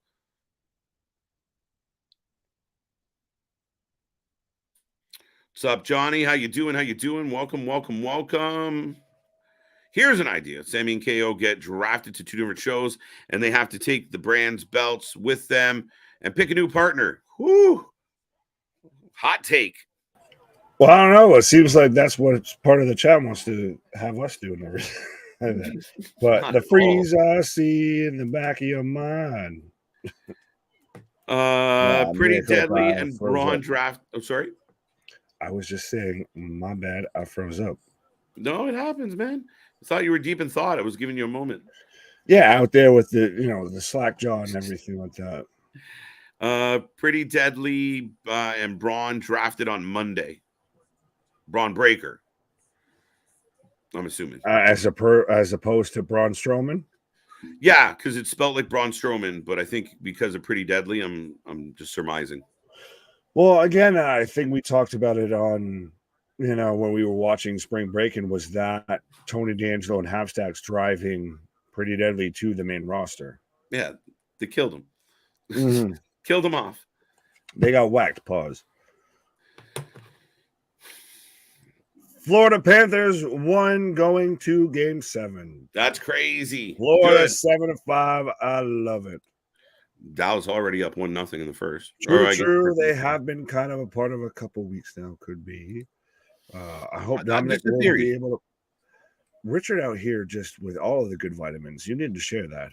I hope Dominic will be able to partner with Zoe Starks as a member of the Judgment Day for WWE Draft. And pigs will fly, and I will eat their wings because it will be fantastic. Yeah, I'll shave my beard. Who will face Sami and KO? I almost said Cammy and Seo. This is an interesting one because when do they finish up? When does all this Uso? Like, I think the Usos and Sami and KO have to kind of go to different shows at this point. So that Raw for the champs, SmackDown for the, and then that's where you get a chance to build up the Usos and Roman. Sami, KO, who's next? That's a tough shout. I think it still does eventually build up to where they have, dissension, and we end up with them having their Mania match at Mania 40, especially in Philadelphia. But I do like this from Big Dog of, he's unfrozen. Oh my God, Nick, he thought out. Yes. Like Chrome Magnum, I thought out here of, I'm like, SmackDown good, Raw bad. He's the Wrestling for Life Demolition Man. Smash. I'm just caveman now. KO Sami Zayn for versus Pretty Deadly. There you go. This could be interesting. For a week. Yeah, I don't want to see it too much. I want to see it, and then that's it. But then not see it. Yeah, there's no feud. Where's the story? Well, then again, this does come. This is the start of. This is the foundation of a lot of new feuds because we've got guys, well, guys and gals like Bianca Belair going to SmackDown. Mm-hmm. We've got Indy Hartwell going to Monday Night Raw. So we've got a lot of interesting ways that they could kind of go. And Larry saying, "Big dog, someone gave him a hug." Yes, well, you need to give me a virtual hug and hit that subscribe button. And you need to tell everybody that you know. What? Excalibur, my new rating system. It was good. That's a good system. I like that system. It's more reliable than Meltzer's, but now I'm hungry. Because it wasn't said by Meltzer. Well, I was going to say, but now I'm hungry because we're out here talking about bacon wings, especially if we got pigs flying and everything. Bacon wings. Whew. Sounds heaven. Right. Indy was in a walking boot. If anyone's noticed, she may just drop the title. Yeah, we all kind of noticed you picked somebody who's wounded. You picked the Black Knight there. 'Tis merely a flesh wound. Right. She came back and won with whatever she had done to her ankle. It was horrible. Jobbity, job. Grayson Waller needs to stay in NXT, says Joshua. I don't know. Not bad. Well, I'm apparently wrestling in Zero Man. What? Because you got thought out. That's awesome. Yeah, I got thought out. You all. Chillin'. I am not. No, you're the Encino Man. Right. Brandon Fraser. Wasn't that Pauly Shore? No, Brandon Fraser was the Encino Man, and Paulie. So that means I'm gonna gain 600 pounds and then finally actually get acknowledged for what I do. Can't win with you. Right. No, I'm not gonna be Pauly Shore, no shit like that. I like it. I clicked the wrong one. I like it. Caliber, simple but effective. Fair enough. Right. It was good. Benjamin, what up? Has SmackDown ended or no? Yes, it has. And I'm right now watching the NFL draft as we just had the end of the first round of the first night, I should say, of the WWE draft. Right. I want to see Charlotte Flair versus Bianca Belair. Is that just because it rhymes? Right. Flair, Belair, let's go. Right. In West. Right. Panthers win 7-5 over the Bruins. Canes eliminate Islanders in OT, which I don't. By the way, I don't know because I guess I was apparently, the Cro Magnum frozen here. Did you give a rating for tonight's SmackDown? No, I was just. I know we asked about it. I know we probably saw a few, but did you actually give one? I have not given one. So, folks out there, last call. If you haven't given us a rating, whatever rating system you want to use on the show, we're all ears. Also taking your feedback on the draft and how you felt about it. Big dog, calm down. Wheeze the juice there, Nick. That's funny. I haven't heard that in decades. Getting old. I don't know, so you can have that. Pauly Shore. The Weasel. The Weasel. Oh, no. You got to squeeze the juice. Squeeze the juice. Squeeze the juice. No. Rob Schneider is. Have I become the Rob Schneider to your Adam Sandler? Is that what this is? It's fucking funny. I'm going to start singing Sloppy Joes all of a sudden. No. All right. Now, I've joked about leaving before. I'll really leave. Right. I don't think Grayson Waller is rating. Sorry. No, not a problem. Waller. Again, I'm not in a rush to get all the superstars to the main roster. I really wanted them to develop and have the chance to do what some of the other guys have done. Like even Shinsuke had a really solid NXT run. Drew McIntyre had a decent one. Cole was there for a long time. Well, he never made it to the main roster. Well, that's not the main roster. Anyway. You can have that. You can have that. Just squeeze the juice. Yeah, we got that one. 6 Encino Man out of 10. You, Larry. You. 7.4. It wasn't a draft. It was Uha. It was the Uha Nation.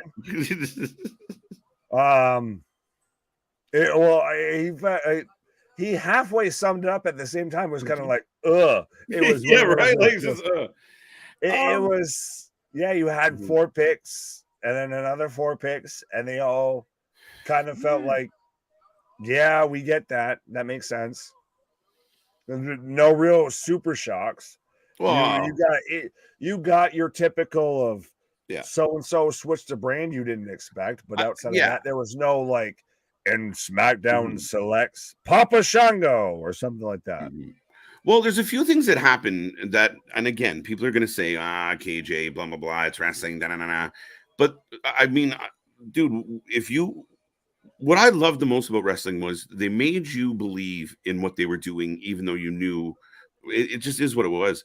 You really felt it. Like you saw those old drafts and they were shoot in a lot of cases, but people were legitimately upset and trying to figure like there was an emotion behind it. Tonight was very much just like reading out roll call, right? Like Bueller, like yeah, Right. that was Well, my little complaint. That now I did enjoy the show, I did enjoy the draft, but when you start catering to casual fans of like, oh, we'll let them know about this pool thing. No, just draft the show properly because the fans that you have are going to be there on Monday. If you're trying to spice up Raw and have more names available, I'll tell you what, book really good matches on Raw. And even if the draft is less than, we're still going to watch it. We're still going to so be there. you're telling me you're fine if first pick of Monday Night Raw on night 2 of the draft is Alpha Academy. Well, I mean, Miz was like the 6th pick overall. Yeah, That like is true. You right. really could. There is some names you could put there, but Yeah. I get yeah. Like I want I to get see what like you're saying, but yeah. I feel like I get how they operate, unfortunately. Yes. That's the issue there. Yeah, and I mean I think it's the same thing where we go back to like, where we were so shocked about Roddy Strong going to AEW because it was legitimately a fucking surprise. Right. Well, Steve G says SmackDown totally owned Raw in the draft. I wouldn't be happy if I was the USA Network. Yeah, but we've still got Monday Night Raw for them to get through, so we could Mhm. very much shift the other way. The OC is a big surprise for me too. So I mean, I kind of liked it now that I'm working this out with you. I mean, we hadn't seen AJ in a while. They all fell apart. Like to me, the OC is a perfect example of a writing team that's not worth very much. Because one guy hurt his ankle and you couldn't even put the fucking Good Brothers in a couple tag matches. I don't think they did what they wanted to be there though. That's the thing is they didn't want to be there AJ unless or no. AJ was. It's either AJ's here, I'm out. Why? It's so fucking crazy to me.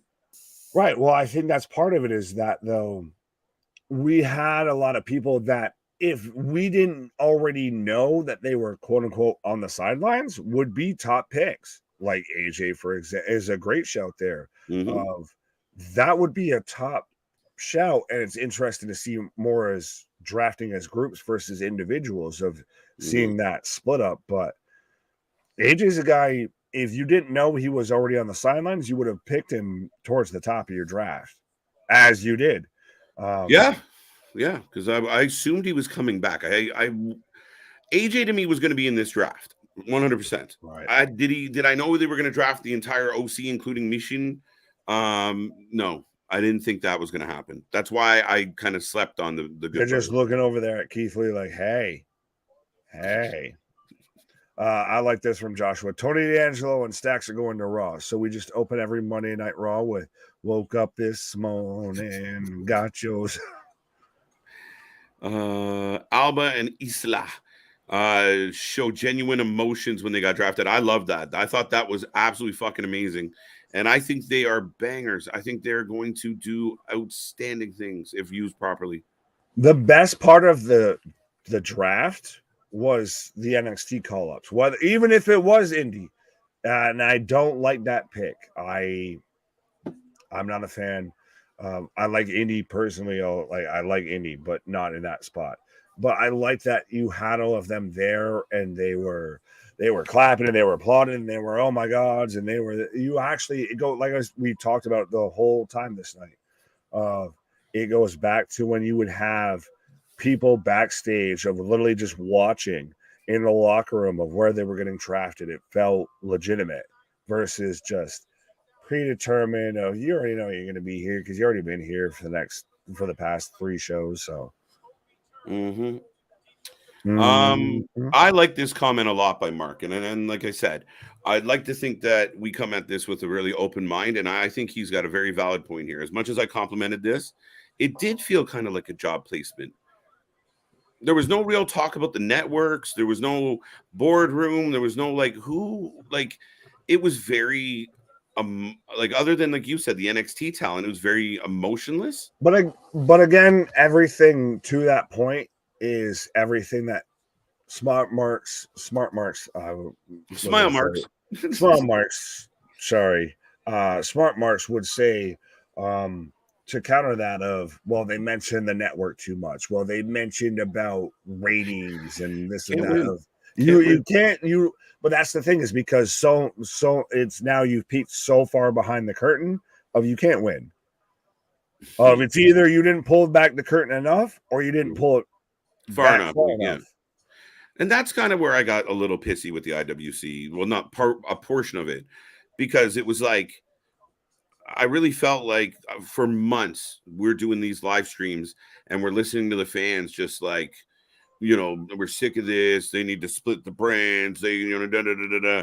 And then when the brand split came around, a collection of them were like, why are we doing this? And we knew it was coming. It was going to eventually happen. Right. So just enjoy. Just enjoy, fans. Till the next time I have a temper tantrum about something. No, you're fine. I'm gonna pause all the way on this comment. Yeah. We're yeah. That's how you know we're reaching the door. You can have that. That means what I'm mad at. We have that effect. It has happened. No, what the fuck? No. That man might. I probably pointed in the wrong direction, but yeah, no. I want Bailey on SmackDown. What I was watching the NFL draft. What? Oh, it was that kind of thing. Watching the NFL draft. What am I going to bet? What? You should have read the whole thing. Go. I want Bailey on SmackDown. What? You can tune into our mock draft where I drafted her to SmackDown. Why? I was watching the NFL draft. What? So am I. Why? Shout out Buffalo Bills. Why? I'm going to bed. Hopefully. Why? Well, you can help us. We'll help you drift off to sleep and everything. You just serenade you with why? That's what people want right before, like in their ear. Yeah. Sleep. What? Look what I have for you. A nice shiny red ball. What? Yeah, do it. Get to the chopper. I'm going to be a motivational speaker tonight. While you sleep, I'm going to tell you need to do it. You need to get to the chopper. Get to your pillow. Big Nick ASMR coming 2024. Right. Not Big Dog is SmackDown. All right, Leo.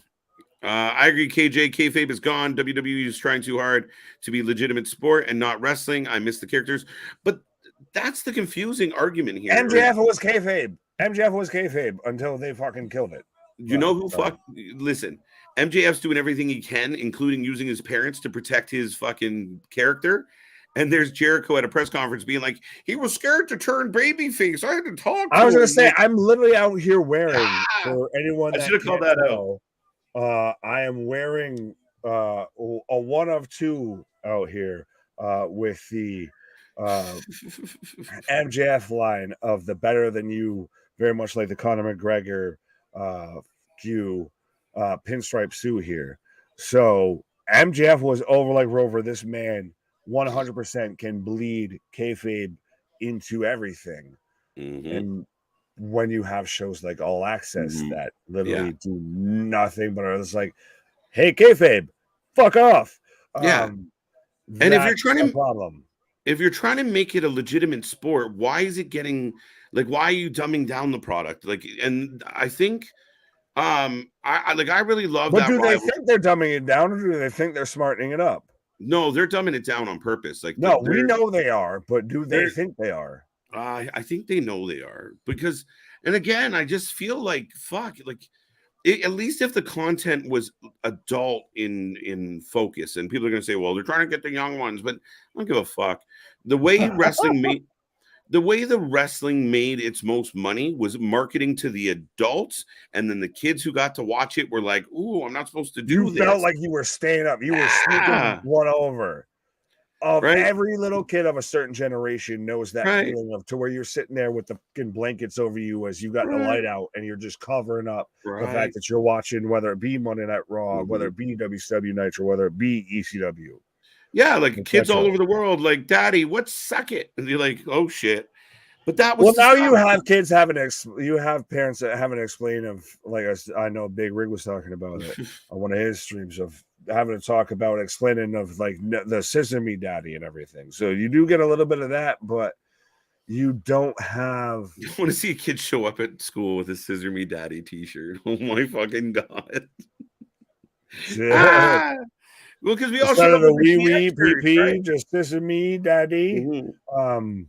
Like, I went to a Catholic school. The teacher didn't like the Stone Cold, and he's got alcohol. He's got a beer in his hand. It's on the t-shirt. They didn't care about the Austin 316 says, "I just whooped your ass." That was even better. That was the best part of the coup.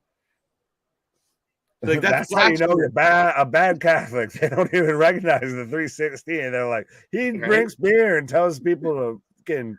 Oh, and your son thinks he's Stone Cold. It's not good. And that's the bottom line, because Sister Mary Heitson said so. Why? This Raw. Sorry. Where was it? Next one. Okay.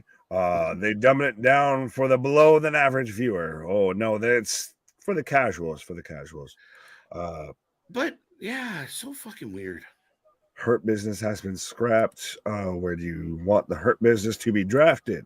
Depends on what you classify as the Hurt Business.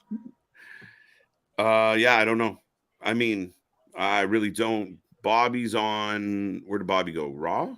Oh, yeah. No, SmackDown. He is Smack It Down. Could Bobby go after Roman? I'm telling you, that's not a bad feud. Bobby gets to play babyface because Roman's got to be the heel. Emergency pause. Oh yeah, I know. In case of emergency, break pause. We're here to pump you up, and you need to like and subscribe. There you go. Are there tag team titles going to be on both shows? We'll have to see. This is where it comes into the Jacques Rougeau. Yeah, how are they going to do that? We'll have to tune into Monday Night Raw to see. Technically, by pattern, they should introduce a new tag belts, and they get to keep the other two. By pattern. Bipartisan. By no. No. Right. I don't need that version in just a miniature split version. No. But see, so how would you feel if the current tag team titles that we had right now were split between across Monday Night Raw and Friday Night SmackDown? I don't want any crossover. It's the same thing with AEW. No, I'm saying if SmackDown had a champion and Raw had a champion, but they were the same belts, everything. Oh, you mean like the current right now? Like, say if after this match we had the Usos were, say, the Monday Night Raw tag team champions, because you know Bloodline, so got to be representing red. And then you had Sami and KO as the SmackDown tag team champions, so out here in the blue. How would you feel? I think it'd be okay. I think I mean the problem. So then, why is it an issue with the World Heavyweight Champion? What do you mean? Like, as if we would have had. I just want a champion on each show. Raw WWE champion. Oh, I wasn't speaking specific towards the color of the belt. I don't give a fuck about the belt. I just want champions on both shows. My concern is, are there enough tag teams to have a compelling tag team division on two shows? I don't know. But yeah, no, I don't want to. You could argue, is there enough main eventers to have a compelling division across two shows? I think so. The way that they've been booked, name me 5 main eventers that aren't also in like a tag team or something that could go after Roman. Drew Roman, Drew, Come on, number 2. Drew, Bobby, Seth, Cody, K. Oh, he's Cody in the just went tag after team. him. What's that? Cody just went after him. He's exiled. No, but you said just who could. He enough. could. I mean, there are people there, and again, I know what you're saying about like, well, they haven't been booked like that. Yeah, but they you know, it doesn't mean they're not there. They just haven't been used. Fair enough. This is a long one. You want me to read it? Past 9 months or so, we have not had a brand split, and the show's ratings have been better than in recent years. I think the product has been better to watch with focused storylines and follow through. Yeah, and then you have people that watch the Raw after WrestleMania, and it's Hijack SmackDown, it's Fire Events, it's Anarchy Rules, it's Lord of the Flies. So, and nothing came. I see there is no pleasing you. Well, that's it. I mean, if the IWC wants to stand up and be all tough and bold on the online, then make it happen. I want to hear the boos. I want to hear the Fire Vince chants. Do it. I'm all for it. I'll be right there holding the sign. Fuck yeah, where was there a single Fire Vince chant during that SmackDown, that Hijack SmackDown? Fuck it. I was thinking about Bobby versus Roman and Saudi. Yeah. I think you got to get there. You got to make me a believer on that one. I'm just thinking of the money. Drew McIntyre versus Cody. I want to see that. I think that's got a lot of potential. Absolutely. Well, I think they're going to double down on that when it comes to what they do with Monday, because that's still the interesting thing. Of there's still plenty of people. I know we hate the pools. You can have that. But we've still got Rhea up for grabs. We've still got Austin Theory up for grabs. We've still got Brock Lesnar up for grabs. We've still got the Usos up for grabs. I believe we still have the tag team champions Sami and KO up for grabs. So we've still got a fair amount of people up for grabs when it comes to Monday Night Raw. And it may not be that, oh, well, you get a Bianca and I get a Roman or anything like that. It may be you get the Usos, I get Sami and KO. You get a Charlotte, I get a Rhea. Well, you and I had 20 picks in our mock draft, right? Mm-hmm. And out of the 20 picks, I mean, I know I went off the chart with a couple. Man picked Ilya in like the 4th round. Well, no, but I still think that's a dope pick. I will stand by that all day long. Apparently, Vince and the gang don't think so. Yeah, apparently not. He wasn't in the pool. He wasn't in the pool. I'm kidding. No, but no, I think I would stand by that pick 100% because that guy's money in the bank. I'm getting him early and buying high, even though it's based on future return. Right. Honestly, don't see Roman losing until WrestleMania 40 in Philadelphia. Heyman and Philly representing the champ only seems fitting. Truer words have never been spoken, I feel. You know, it was funny because 2 years ago, I was sitting on live stream saying, like, there's no way that this guy is still the fucking champion. And he's still the champion. And it was like, there's no way. He still Acknowledge me. Yeah, it's incredible. It's incredible. Historic.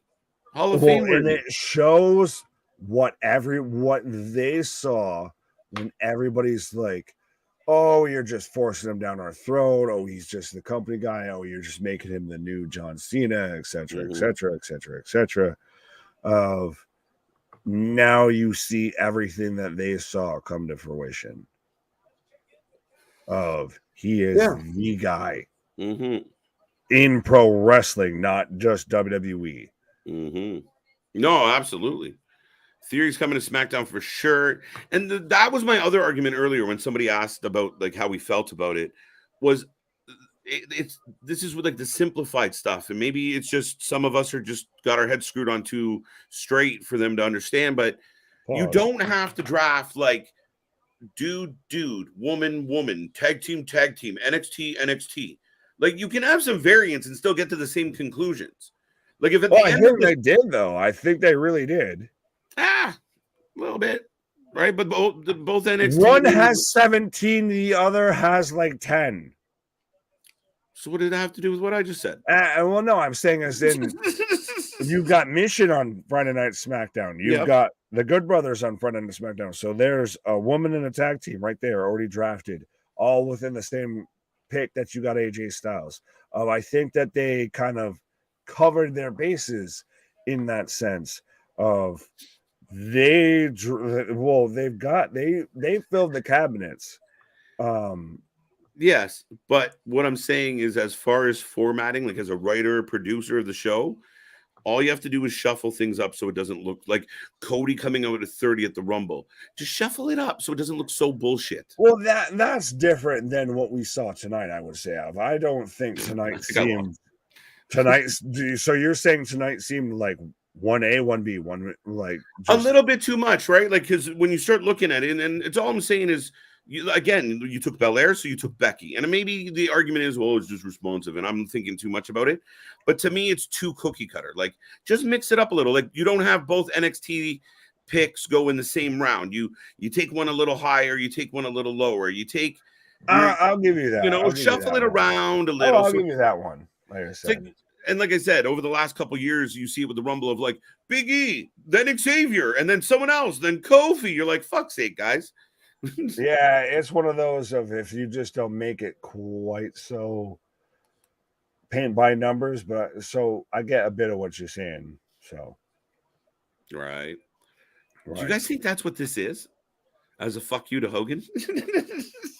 WWE Vince especially wants Roman to pass Hogan's first run as a champion, which was over 14,000 days. They want Hogan's memory erased for good. I think we want them to think that. Mm-hmm. I don't think they think that. I don't know. I think Vince. When it comes crashing down and it hurts inside. Right? Get that bastard off the list. You remember what he did with AJ Lee, right? And her record. Like one day. Beat it by 1 day just to take AJ Lee's name off the fucking record books. Well, people thought a bit that's what they were doing with the Usos when they beat the New Day's record. So yeah. Mercedes Moné was backstage at Impact Wrestling tonight. I did hear that rumor. She showed up to support Trinity Fatu, Naomi. That's crazy. Naomi bring it to the flow. You're gonna feel the glow. Imagine they come knock out women's tag women's tag champions. Easy for me to say. I was gonna say we get there. I think that's a sign of it's the end of the stream as we know it. Breaking news: WWE no international. Yeah, that's funny. How come like everyone said? And first off, I don't see it, but a lot of people were like, "I think the new belt looks like the AEW belt." I didn't see that at all. I still don't. Because it has a giant logo slapped in the dead fucking center of it. That's why. All belts have the company's name in the middle of them. I don't know why that's so groundbreaking. Right, but no one ever said those were good, though. That's the thing. Is to my counterpoint to everyone that makes the argument of well, they all do it, right? But no one ever said they were good. They just do it. But when you want your branding like front and center, like if we had a Wrasslin for Life belt, it would have that little fist, right? Like, whoa, I'm not fisting nobody. But no, that's a side plate logo. 100%, I would feel. Okay, fair enough. Or honestly, you could make it that, but you could do it and not be the way that they did it at all. Now you got me thinking of things, but no, you can have that. That is no end. Uso demolition. I hear you. Big Goldie has never had WCW on it. Yeah, that's a valid point. That's a valid point. I love Big Goldie. Yeah, and it never had a fucking stamp of WWE in the center of it either. Yeah, no, you set that up. So you answer this. You set that up. You did this. You did this. You said it. So you answer it. What do you want me to do? I mean, I kind of want to put that on a t-shirt. No, Mae Young is not here. We didn't give birth to a fucking fist here. We didn't give birth to a hand. I think C Money just might have picked our next t-shirt slogan. No, get fisted. No. It's an homage to SmackDown. We're the big strong fist of the internet. No. No, Okay. all right. We've gone too far. And we have reached the point of saturation, I feel. Nick's tired and wants to go to bed. Well, no, it's one of those. If you're out here talking about people getting fisted and listen, I was just following the very. I understand that. The chat is so talking this to me is tonight. I'm playing bartender here. I'm cutting people off here. We see. I can't even talk. We've reached the point of saturation. He's glitching. All right. 5 remix. I remixed the remix. It was back to normal. I love that. All right, Mitch. All right, folks. We are the Wrasslin for Life Network. It is long in the tooth. Fuck you. We got fist. That's how much we got fist. We haven't been here for a hot minute. It's true. Me and him spend more time with each other than anybody else. I literally get sent here from my wife of KJ. You can deal with him now. It's your turn. Shit. Right. It's your turn to watch him now. But that all being said, folks, we appreciate everybody out there. We appreciate the people still hanging around. We appreciate the people that were here earlier. Even if you stopped in for a moment and left again. Thank you. We're back on Monday for part 2 of the draft. We may have something up our sleeve for this weekend, but right now it's a no. Chat, I love you guys. Knuckle up, Nick. Rolling right before that. I'm going to just pull it up there. I'm not going to read it, but yeah. Don't pull it up. You said that. I like it. I saw it. It's not that bad. Yeah. You can have that. That even what I'm mad at. Yeah, I feel like we're. Anyway, sorry, you were cutting a promo, sir. You were wrapping this up with a nice present. It's good. It's like friends that don't want to leave the party. I'm okay with it. I've enjoyed it, folks. But dude, you say like 18 goodbyes to of like, all right, dude, I get it. Like you're leaving. Fuck off. Good night. Go check out our socials. Go check our Discord. Go get yourself a t-shirt. I might make one that says "Got Fist." So. With all that being said, try and comment down below. Let us know how you felt about the WWE draft. We're definitely back here on Monday for part 2 of the draft. Last call for alcohol and good times. Have a good night. There was something else I wanted to add to all that. I can't remember what the programming note was because this has been such a scramble egg at the end. But all that being said, folks, that's all I got. Your programming note was hit that subscribe button, hit that like button, hit that share button, hit that notification button. Whether you got to fist it, you got to, we the ones up it, whether you got a thumbs up it, pause, any of that. That's how you, let me go. Let me cook. But that's how you know we're up to date. You're up to date on anything and everything that we're covering, what's going on in professional wrestling, because we're here covering anything and everything, whether it be all the shows. But our shit is real. Our shit is raw. Our shit is authentic. When you're talking about the wrestling, you better put that for life with it. And that's right. I almost forgot. We are unscripted, uncensored, unfiltered, and the most unbiased coverage you can find on YouTube. You want to slant? Go somewhere else. This is where you get it all. See you on the flip side, folks. Nick, that was fun. Bye.